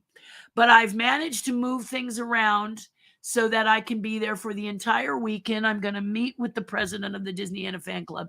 She's being sweet enough to get me a location, a hotel room, so that I can be ready because I'm going to be doing a demo, a pumpkin demo on Sunday the 23rd at my booth. And then you can bring your sculpted pumpkins in to be in a competition. Don't quote me. I need to take the president to breakfast and write exactly what it is so I can prepare you for exactly what's going to happen, okay? But I will be doing a demo at the Disneyana Fan Club event, and I will be attending Oscar's dinner. You bet, you bet, you bet, as a Disney legend myself. I'm so excited. I'm so excited. I'm going to be like in the Bob Gurr position or next to Bob Gurr position. Yeah, I'm so stoked. Anyway, I am going to go to both days. And what's wonderful about that is that I was able to squeeze my classes in, but more important, squeeze a demo in.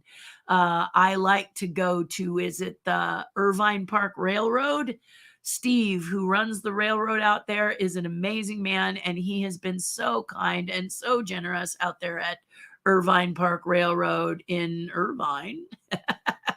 That we're going to be doing a demo on the 15th of October. You're going to see me, you're going to see Cameron and Doug Marsh, and you're going to see the amazing Sabrina Pellew. So we're all there. We're going to be demoing. We're going to be talking to you. We'll be selling DVDs and tools, and we'll be talking to you about what types of pumpkins work, what pumpkins are better, why this pumpkin, what you love about a pumpkin, how you look at a pumpkin, how a pumpkin tells you what you want to sculpt, etc., etc., etc. We're going to be there the whole day on the 15th. So look for us out there and come say hi. Hi. There. So when Steve was willing to do that, it's freed up my 22nd and my 23rd for the Disney Fan Club, because that's usually the bigger weekend. And now my classes are happening on the 29th and the 30th. More of that to come later, but stay tuned because I'll be telling you how to sign up, join, and what you need. Okay. So it is happening already. It is a shocker that it's happening already, but it's happening already. Yes, indeed. Give me 1 minute while I rehook up my system here just to make sure it gets food. There we go. Okay, there we go. Being kind to my system here. Yes. So that is an answer to that question. Your Lego dragon is spectacular. Thank you. It's crazy. I can't wait to build it. I've been collecting dots. And then I've been talking to my friend who's in Europe, and she said, if you give me a list of dots, I might be able to help you.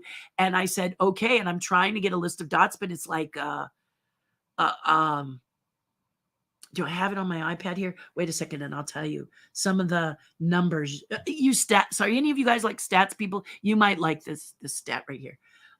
Let me see if I can find said stat. Waiting it for to load, waiting it for to load, waiting. Okay. All right. So some of the dot numbers, I am counting the dots and then marking them off to keep track of the colors that I asked for. And it's about to pop up here now. It is loading. Okay. Right now I have 7,500 of a purple color. And then I haven't done 25,000 of a lavender color. And I'm going through, I haven't done green yet. I'm kind of like not afraid, but I'm doing, green. And I've done the purple, which is the surrounding color. I've done some pink. I haven't done this. I haven't done a super dark color yet. I've done the eye. I'm just kind of going back and forth. I've started the horns, the spines of it, but I'm really avoiding the green. The green is going to be thousands and thousands of dots, so I need to get on the green. But yeah, I'm excited. I'm really excited to do it. Maybe I'll just bite the bullet and do the green. Probably that's what I should do, is take this with me when I'm waiting for the bank to acknowledge my new position with my mom, and just count these dots, because counting the dots can be exhausting, but can be quite rewarding. So anyway, yeah, I'm counting. Now that I've made the design, I'm counting all the dots, and then I'll send them to my friend. But it's pretty cool. Yeah, it's pretty fun. Yeah, it's really, really fun. But thank you for saying that. It's really going to be something, because it's going to be huge.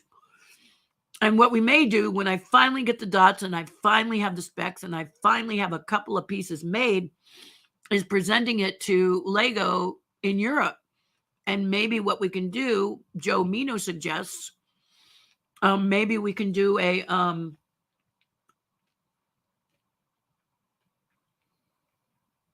oh, good. Okay, that was a dad thing. One of my dad's nurses is coming to see him at noon. That's good to know. I should just, yeah, let me just go through here and say thank you. Thank you. So, yeah, so that's why I have it dinging, is because I'm keeping an eye on my dad. He's doing so well. He's like, you don't have to take me to the doctor. I can drive myself. No, Dad, not yet. So that just lets you know how good he's feeling, right? Anyway, so the dragon is I want to put together a presentation package, to maybe be an Imagineer that goes to one of these events, and we all build my dragon.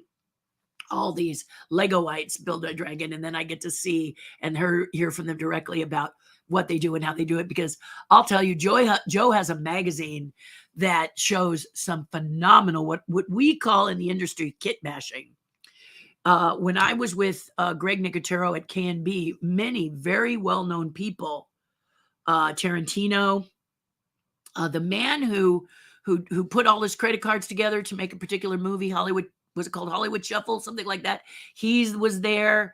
And then Savini was there, and Greg Nicotero, Howard Berger, and then a plethora, Greg Gian, who we just recently lost, and I know he's building some great stuff in heaven. And people like that, we used to, on Thursdays, build model kits, okay? And many would kit bash, taking several model kits, components from each, and creating their own thing. And they invited me to join them. And I really wanted to just build one of my model kits, because I love this Japanese show called The Guyver. I like the animation. I'm not a real fan of the live action, but I love that animation.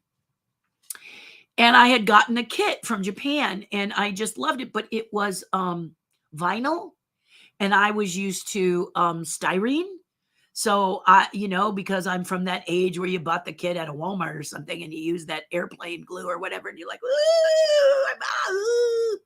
Well, the vinyl works a little differently, and I didn't know how to do it. So Greg Nicotero and Howard Berger invited me to be with this group of model builders at on that Thursday night at their shop. And so I came in and they showed me how I could pour plaster in the legs of my character, therefore weighting the vinyl, making it heavy so that it didn't, tip over, or it gave it some substance. And then you built the rest on top. And then they showed me what kind of paint stick to it. I still haven't painted it, but the paints that can stick to it, they told me all this stuff. So I got very excited by how wonderful they had helped me. So I noticed that many of them created venues or scenes or, little stories. They might make a beautiful ship, and then it would crash into like a moonscape or something. And they were building all of this stuff. And I noticed that they were struggling with what they were building. And I am a foam smith, meaning I sculpt in foam, hard foam, a lot like the foam you find. Whoops, I was touching things that I don't need to touch here. I'm just going to send it back. I'm just going to go bye-bye. But I carve a lot in foam, which is what the Dream Flight stuff for the float was. I taught them how to foam sculpt. It's something that I learned when I sculpted for the film industry. I became really proficient at it and very, very fast. And that's why I'm the come here, get away, Imagineer, because I was able to sculpt a lot of the rock work I was asked to do extremely, extremely quickly, and help others to see how they could do it as well. So, and I'll show you what I mean. Seriously, guys, are you kidding me? Are you really kidding me right now? I just saw it. Why? Demi, why you do this to me, Demi? Where is it? Why do you do this to me? This is not fair. Now, of course, I'm finding tons of the crime and Nitley. Now I'm finding tons of the picture that before I couldn't find. Now of the rose float. Now I got tons of rose float pictures and I can't find the other one. I'm just laughing at myself right now. Oh, Terry, seriously? There it is. That's what I want. Here we go. So right here, this picture right here, this is the foam I'm talking about. Disney uses it a lot. It's called gold foam. So out of gold foam, I carved a mountain cliff and I put my female Guyver on it and took it to the Thursday event. And everybody went gaga for the material. And so I showed all of them how they could make their pieces a lot more fun, and you didn't have to do the chicken wire and the plaster and everything. And it revolutionized how they did their scapes, and they just loved it. And a lot of shops have a lot of scraps that they're not sure what to do with. So Kurtzman, Nicotero, and Berger were really great. Greg and Howard were really great about lending people these little chunks, and then I showed them they could put them together, how they carved them, and then these amazing scenes, how to make their scenes better as a thank you for making my sculpture, my kit, because I had never seen model before. It was vinyl before. It was like, and I was like, how does that work? So they taught me how to do it, what kind of glues work, everything like that. So it was really cool. So it was nice.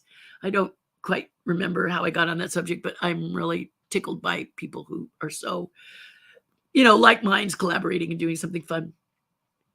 I would love that Lego dragon in my home, but I think it's bigger than my whole workspace. Yeah. Same here, Sabrina. But the nice thing is I can work on it in modules. That's why I fell in love with the dots, because they come in this 16 dot by 16 dot module. And in some cases, they come, 16 times 3, which is what? 8, 24, 30, whatever it is, my math, by 16. So you can take sections of the dragon and build it out, put them together and check. They don't have to snap together till you're ready for them to snap together. So it's a great way to do a mural. I absolutely fell in love with it. Somebody sent me the Beatles. This is how it all started. You know, those kind of pop art pieces of Marilyn Monroe and the Beatles. Someone sent me that, and I absolutely went nuts when I opened the box up. I love the Beatles, don't get me wrong, but I fell head over heels for these dots, and I have been on the prowl for them ever since. And I really like the little flat, smooth ones, and I wanted to do the entire dragon out of that. But then Joe and Naomi of my tribe said, you know, you can put all kinds of things in there. And that way, when the person comes back, they see a dragon. But when they come close, they see all of the pieces that you've incorporated. I won't do bricks, but they do have all kinds of dots. If you've gone to the lego.com site, they have half a dots that make big dots, and they have squares, and they have ones that have a little bump on top. And so I said, hey, they have a point. Maybe I'll play with that. So I'm not completely ignoring what they're suggesting. Thank you for saying that, Sabrina. Thank you, Cindy. Thank you. Thank you. Wall. Yes, I know. Bigger than your wall, you meant. Okay.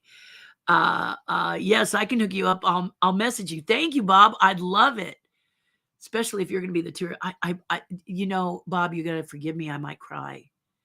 I am my skin starts vibrating whenever I get anywhere near anything that has to do with space. I just think you are all such rock stars at JPL and anywhere. I went to in Florida. What is that? Cape Kennedy, Cape Canaveral, I'm tired. But anyway, I went there, and I had lunch with an astronaut. That's how I met Story. And then Story and I still correspond to this day. And I got to, and then my friend, when I can't remember how old I was, she snuck me underneath clothes to see a space shuttle landing up at Edwards. And I'm standing there as the shuttle comes in, and I can't even breathe. I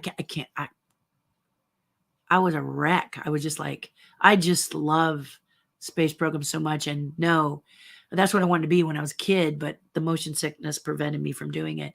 And some things you just tell yourself, you know, it's a weakness that you have, and you say to yourself, I just don't see that being a benefit for being an astronaut.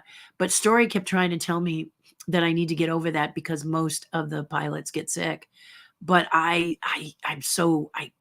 really get sick. So I'm not sure. But Bob, thank you for that. I would love a tour. I just think that would be, I'll bet you touring Bob was awesome because Bob gets it. His mind clicks like JPL. He's always designing mechanical things. In fact, he's designing a scooter that turns so that you can sit right up against the table. And he's doing it for a company that found him and said, we're having this challenge, and boom, let's ask Bob Gurr. That's what I do. You know, if I want to design anything cool, I would be asking Bob Gurr because the man is an absolute phenomenon, you know, when it comes to mechanical stuff. So it must have been fun for you, Bob. Thank you for saying what you said. Sabrina, did I get that?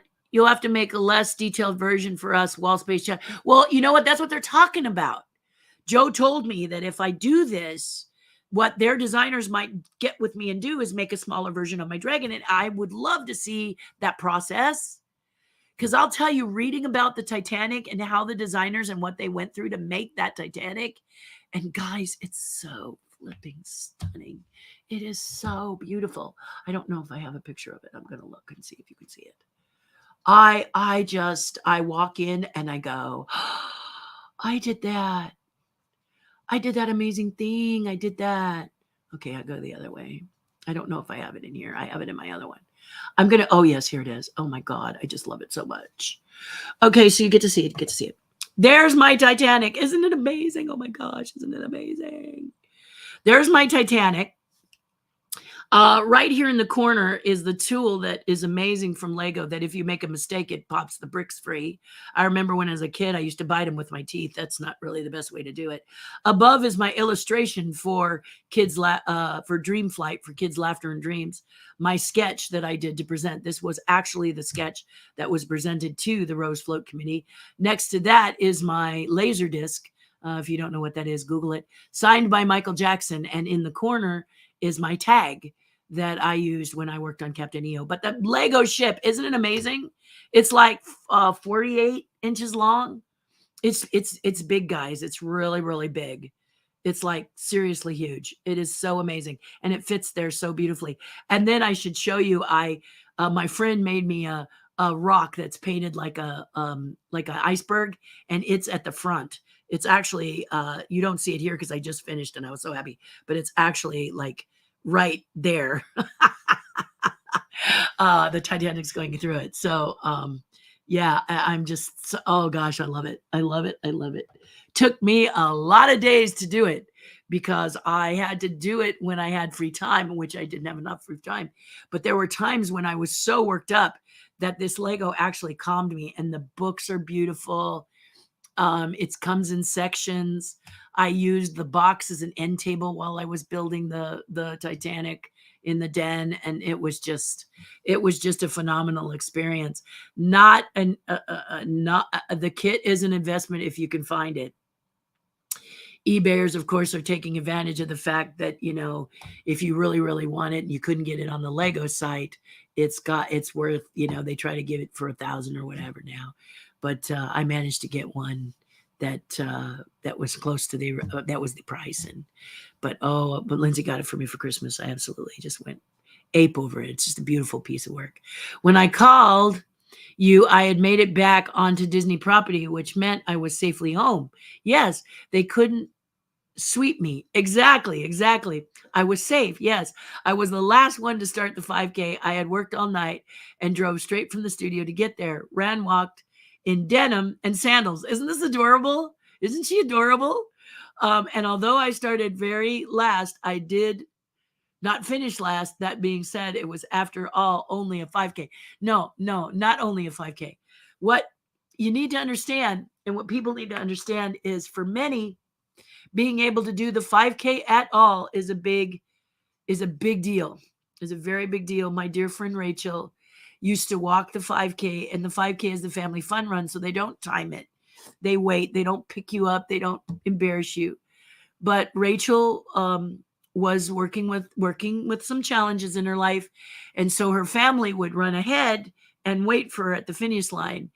And she started to train. She started to be healthier. She started to be able to get a hold on her health, and she asked me to come and watch her in a 5K. I got to tell you, at 4 a.m, it's much more fun to do the 5K than to wait for the people at the finish line. But for me, it was exciting because for her, and it was only a 5K, she was in tears as her family locked arms with her and they crossed the finish line together, her husband, her beautiful daughter, and herself, because she had not had the stamina or the energy to do it. She later on got me hooked with my first half marathon, as she said she was afraid that she couldn't make past the wall. The wall hits you around mile 11. Leslie, I don't know if that happened with you, but mile 11, you hit the wall. And she didn't know if she would make it to the end. And it meant a lot to her to do that. So I, having nothing, I didn't run it in sandals like Leslie did. It wasn't a 5K. It was a half marathon. But I bought everything at the expo, which is what you do not do. Every runner will say, no. But I had nothing. And the race was the next day. They got me a bib, and I got her across the finish line. That was my only mission. But I was really hooked because we were near the back. The balloon ladies were looming, as many runners will tell you, many walkers will tell you. But that back has a lot of emotion, has a lot of people that are really overcoming challenges by doing this event. And I just got them, as Leslie says, onto Disney property, because she's absolutely right. Once you get to mile 11 and back onto Disney property, you are, as she says, safe. You can moonwalk the rest of the way if you want. You can crawl. You will get your medal and the balloon ladies won't touch you. So, but there are people that are really, really needing to complete this race. It is an achievement that actually leaves them falling to their knees as they cross the finish line, crying, emotional as the medal is put around their neck, because it is a huge undertaking, and the 5K for many people is the same. So Leslie, you were nervous about it, but you finished in sandals after no sleep. And so every race is an accomplishment for so many. Those runners who are runners and run times of marathon races and win the trophies at the end of Disney, and they're in corral A. It's okay for them, but I remember one runner saying, I'm so fast, I decided to have the Disney experience. And you need to, because characters are out to meet and greet you, and if you're in the front, there's no waiting. So I remember several runners saying, rather than just worry about time, you can do it at a boring race where there's nothing to look at. And there's plenty of those, believe me. But the Disney ones have lots to look at, really a lot of fun and things to do. And if you're in the front, why not? I remember it being very funny that my corral was so far behind that during the 10K, the runners were finishing before I even started. Yeah, before my corral went out, the first groups were coming in. So, but honestly, it's really fun to do that. And then the last corral, there's a lot of people that just do it for the fun of it. So they don't care what their times are. But if you care what your time was, because it means a lot to you. And my friend from Vegas, she wanted the Tinkerbell medal, but she didn't want to buy it. She wanted to earn it. And she only did one half marathon, but she made it. She was one of the last 3 women to cross the finish line. And she cried, and all of the volunteers embraced her and celebrated her, because it's those people at the end that are really super exciting. So yeah, it's very special. Chalk is different. Chalk is about the accomplishments of the Children's Hospital of Orange County, and you get to meet people who have their child's picture on their back, or their child's walking with them and tells their story of healing. It's emotional. It's fun. It's beautiful. It's great. That's why a lot of us are going to miss the walk this year. I'm sure they'll do a bang up thing at the California Adventure Park, but the walk is just extra special. It just is. So it's great. It's great, great, great. So beautiful that you're going. I know it's a busy time for you, but you're busy all the time. It's true. If they aren't sold out, we plan on attending the Disneyana event. Are so much fun. You should be fine. I don't even know if tickets have gone on sale yet. I just reach out to them. You know where they are, Bob. So just reach out to them. I'm sure you can still get tickets. Counting the dots. Isn't there an app for that? Yeah. Tired of always hearing you need an app for that. Cindy says, yeah. Joe says there's something I could use, but there's something rather soothing and rather annoying about counting all the dots and trying to figure out how I'm going to do it. It's just funny. Come on, it's funny. Now that I think about it, I could create another layer and erase that which I have not yet counted. That would be even easier. Thanks, Cindy. You didn't even know you were helping me, did you? Johnny Johnson, Terri Hardin Jackson, you helped me do my first half marathon. Thank you for that. I have done 4 or 5 now. Johnny Johnson, adorable guy, okay, out of Florida, sees all of the fun others are having and says, I got to do this. Now, this man makes a killer cocktail. I'm just going to tell you, if you want a killer cocktail and you love a touch of alcohol in your life, if you're going to just try it once, you really need to get with John. He's just brilliant. His cocktail is amazing. But John got real excited about this half marathon. He really wanted to do it. He started to share with me how important it was to him. And on the day that he came to Disneyland to do it, in that week of 5K, 10K, half marathon, he got terribly, terribly sick. Not COVID. It was before COVID. He got so sick, so sick. And he was just devastated. So in order to do what he really wanted to do, his goal, and correct me if I'm wrong, John, he wanted to do the half marathon. And I told him not to worry if he, forgive me, if he felt up to it, to reach out to me, and I would, yeah, we're done with my tea. I would walk with him the whole time if he had to. We would help him finish. So what he did was he skipped the 5K and he skipped the 10K and he rested so that he could do the half. And he succeeded. That's what he did. He did it. Now he succeeded and probably went back to bed to rest. but he succeeded. He was so excited, so proud. And like many of us, we got bitten by the bug because the people are so wonderful and fabulous. And it's really not about the running. I've been in other half marathons, 10Ks and 5Ks. 5Ks are kind of more fun, but the 10Ks and the half marathons, and I've even done marathons. I did the dopey twice because I'm dopey. But the marathons are really dyed in the wool running enthusiasts, I've noticed. However, I loved marathons because once you get past the half marathon, you cross a threshold of really dyed in the wool people that like to run, walk, or are just insane. But it's a quiet time. I found my most creative process was listening to the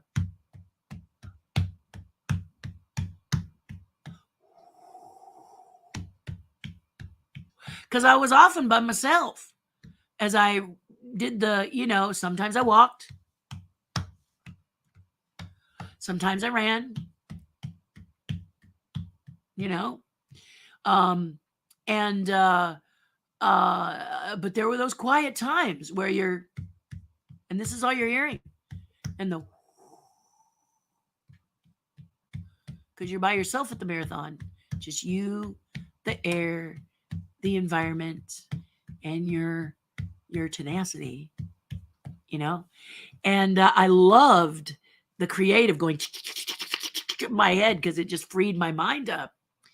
So I loved marathons, but I was told by my friend Anita Shingold's coach that if I kept running marathons, I would find it really hard to lose body fat because my body would say, look, she's running for 26.2 miles. And then she's doing things like the dopey, which is what, 48.6 or something, 46.8. Anyway, it's a lot. It's a 5 on day 1, a 10, day 2, a half, and a full, back to back to back. And my first marathon was doing a dopey. My coach helped me. What I did learn, okay, is that you got to eat when you're in the marathon. And if you're someone like me who doesn't like eating during hot weather, hate humid weather, not a fan of Florida at all.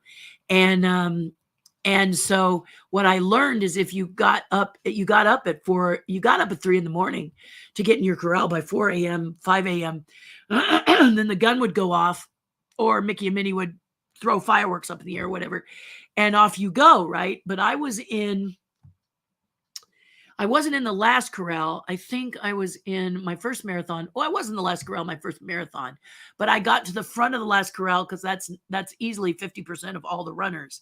Well, the half marathon is kind of a test. If you're running the dopey for the first time because you are dopey or you just are crazy, or you want 6 medals, you want to feel like Mark Spitz. I will say I really enjoyed that. But I have to tell you that the half marathon is kind of a trial run in Florida for what to expect in the marathon.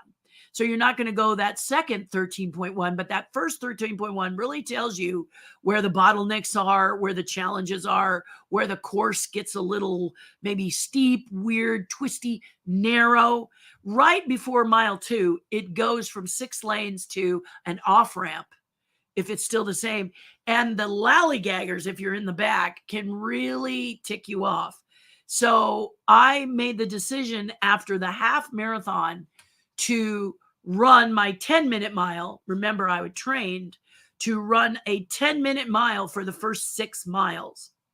Now, my coach had told me, preserve your energy, eat and take it easy. But I knew if I ran the first 6 miles doing a 10-minute mile, that the end of that 6th mile was a flush toilet. And for women, this is very important. And it was in Tomorrowland, I think, in the Magic Kingdom. And so that was my goal. I had scoped out what was where during the half marathon and knew there was a wonderful flush toilet at the 6 mile mark. So if I kept it at a 10-minute mile for the beginning when it's cool, when I love to run when it's cold. So it was cool because the sun's not up yet.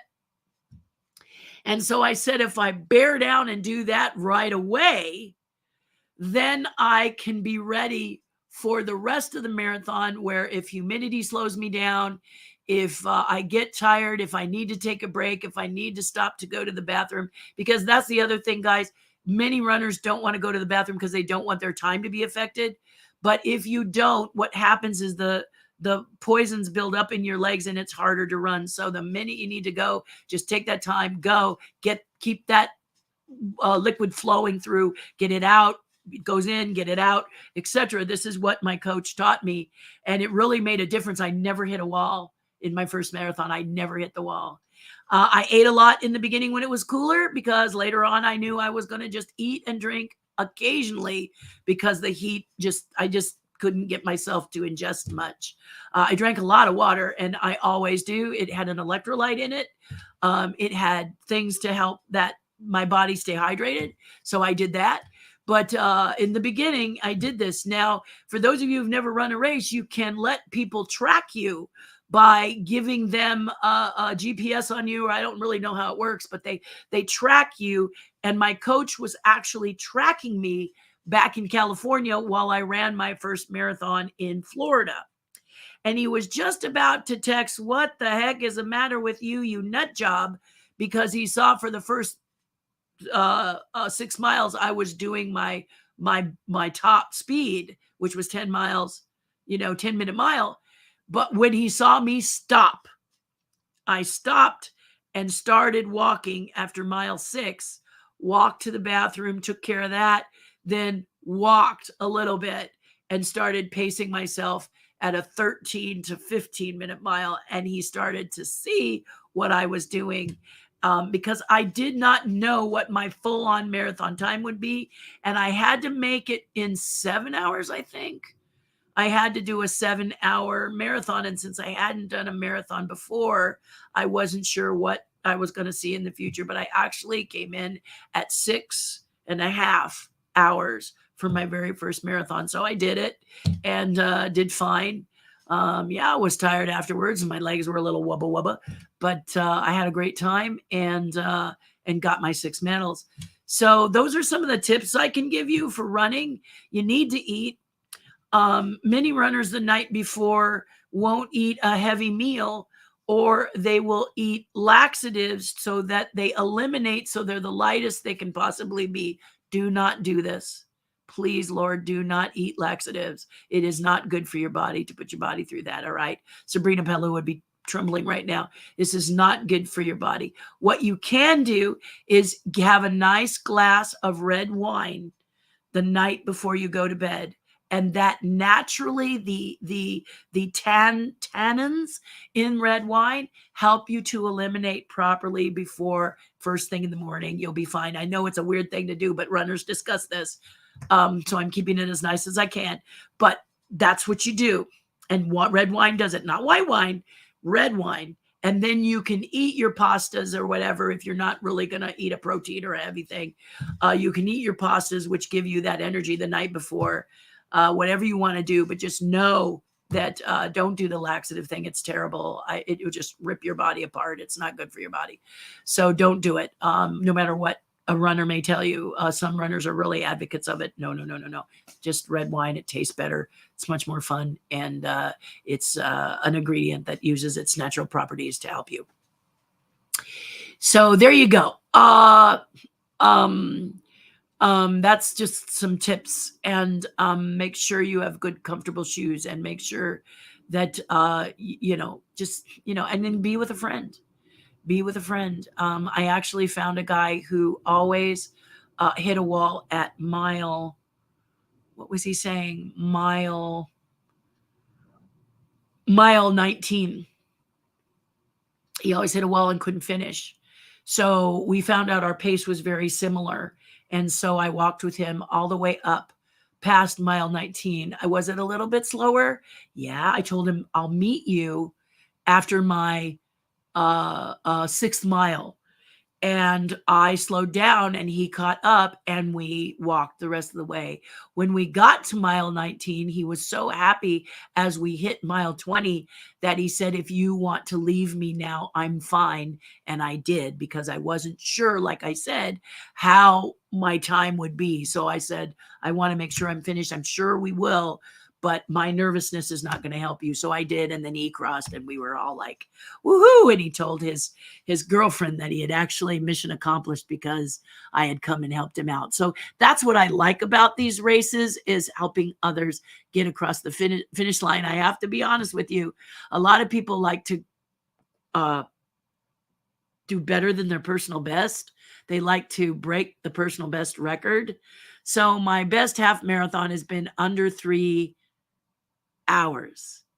I did that at the Wild Animal Park race. I did it in 2.3 hours. I've never been able to break that. I don't know. The gods were with me. I thought I was behind. That often happens. I thought I was behind. I push harder and then I go early. Anyway, and I was gonna try and beat my personal best. I was on track to do it for the half marathon. When I was in Florida, it was an extra cool rainy day. I love those. And there was a lady that I had been introduced by some of my friends, and she was having trouble with her knee. And I saw her at mile 10. I was really on point to beat my record, but I saw her at mile 10 and she looked at me with tears in her eyes and she says, I don't think I'm going to make it.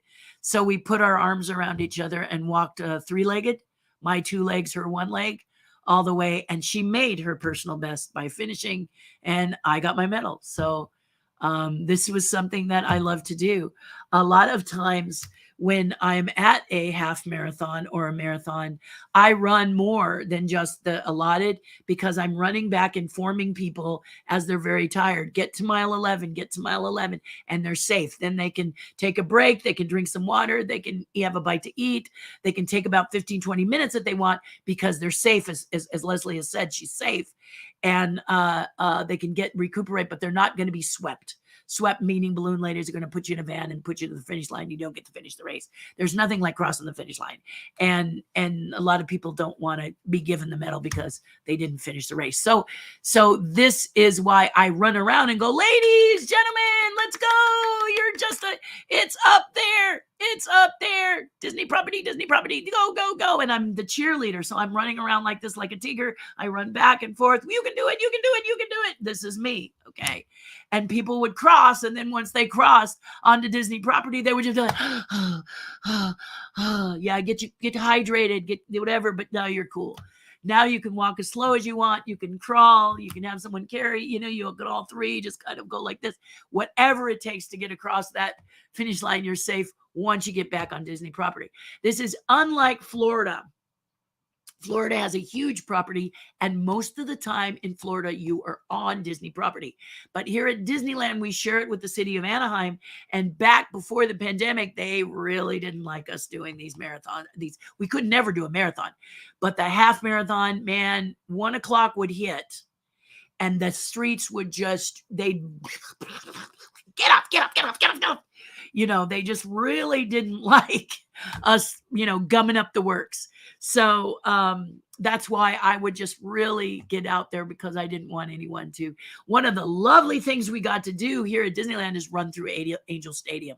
There's nothing like running through Angel Stadium. In fact, my dad sat up in the bleachers and watched me come through. He was sitting with my brother and they waved to me, because family members can sit in the bleachers. Angel Stadium is closed and they can cheer you as you get there. That's mile 9. Yeah. Incredible. So hopefully they'll come back, but I don't know if they will. But if they don't, you still have Florida to do things like the wine and dine. And now they've added virtual races, which I absolutely go crazy for. The virtual races are so fun. I usually run them on my treadmill because I can't tell where I am. I don't know if it's a hill. I don't know if I just keep running. I'm watching a movie. I have to go to the bathroom. I pause, go to the bathroom, get a drink, get back on, and can do my race. Because the virtual ones, they send you the medals ahead of time or just shortly after. You don't have to prove that you've run them. You pretty much bought your medals. But I say, no, I can't keep them if I haven't run it. So anyway, it's cool. It's really, really cool. So I hope that you'll do it. John, a long talk. I've just gone over 2 hours today. Hope everyone has a great weekend. Guys, it has been 2 hours. I usually try to keep it under an hour, especially with my family members. But since I found out my dad's got a nurse coming at noon, I was able to just get through and talk to you. Not a lot of questions a day, but I hope you enjoyed the conversation. If you did, please like, share, and subscribe. I would really appreciate your support, and consider the Patreon page, because it's a great place to be. And guys, have a lovely weekend. Know that I'm grateful that you spent your time with me today to listen, to participate, to give me your thoughts, to ask your questions if you thought you wanted to ask your questions or whatever.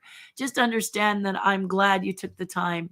Um, and as I always say, I'm so glad we had this time together. Um, do something nice for someone else. It'll make you feel so much better. We'll see you Monday. Take care, everyone. Love and hugs. Have a good weekend. Have fun. Sabrina says, I imagine running through Angel Stadium was similar experience as beginning to play a food festival, Masters of Taste, on the grass of the Rose Bowl. You bet, Sabrina. That's exactly what it felt like. Bob says, have a great weekend. You too, Bob. Thank you for joining us today. Diane says, I always like the conversations. Have a great weekend. Same to you. Mwah. I love you guys. Big kisses all around. And I'll see you Monday.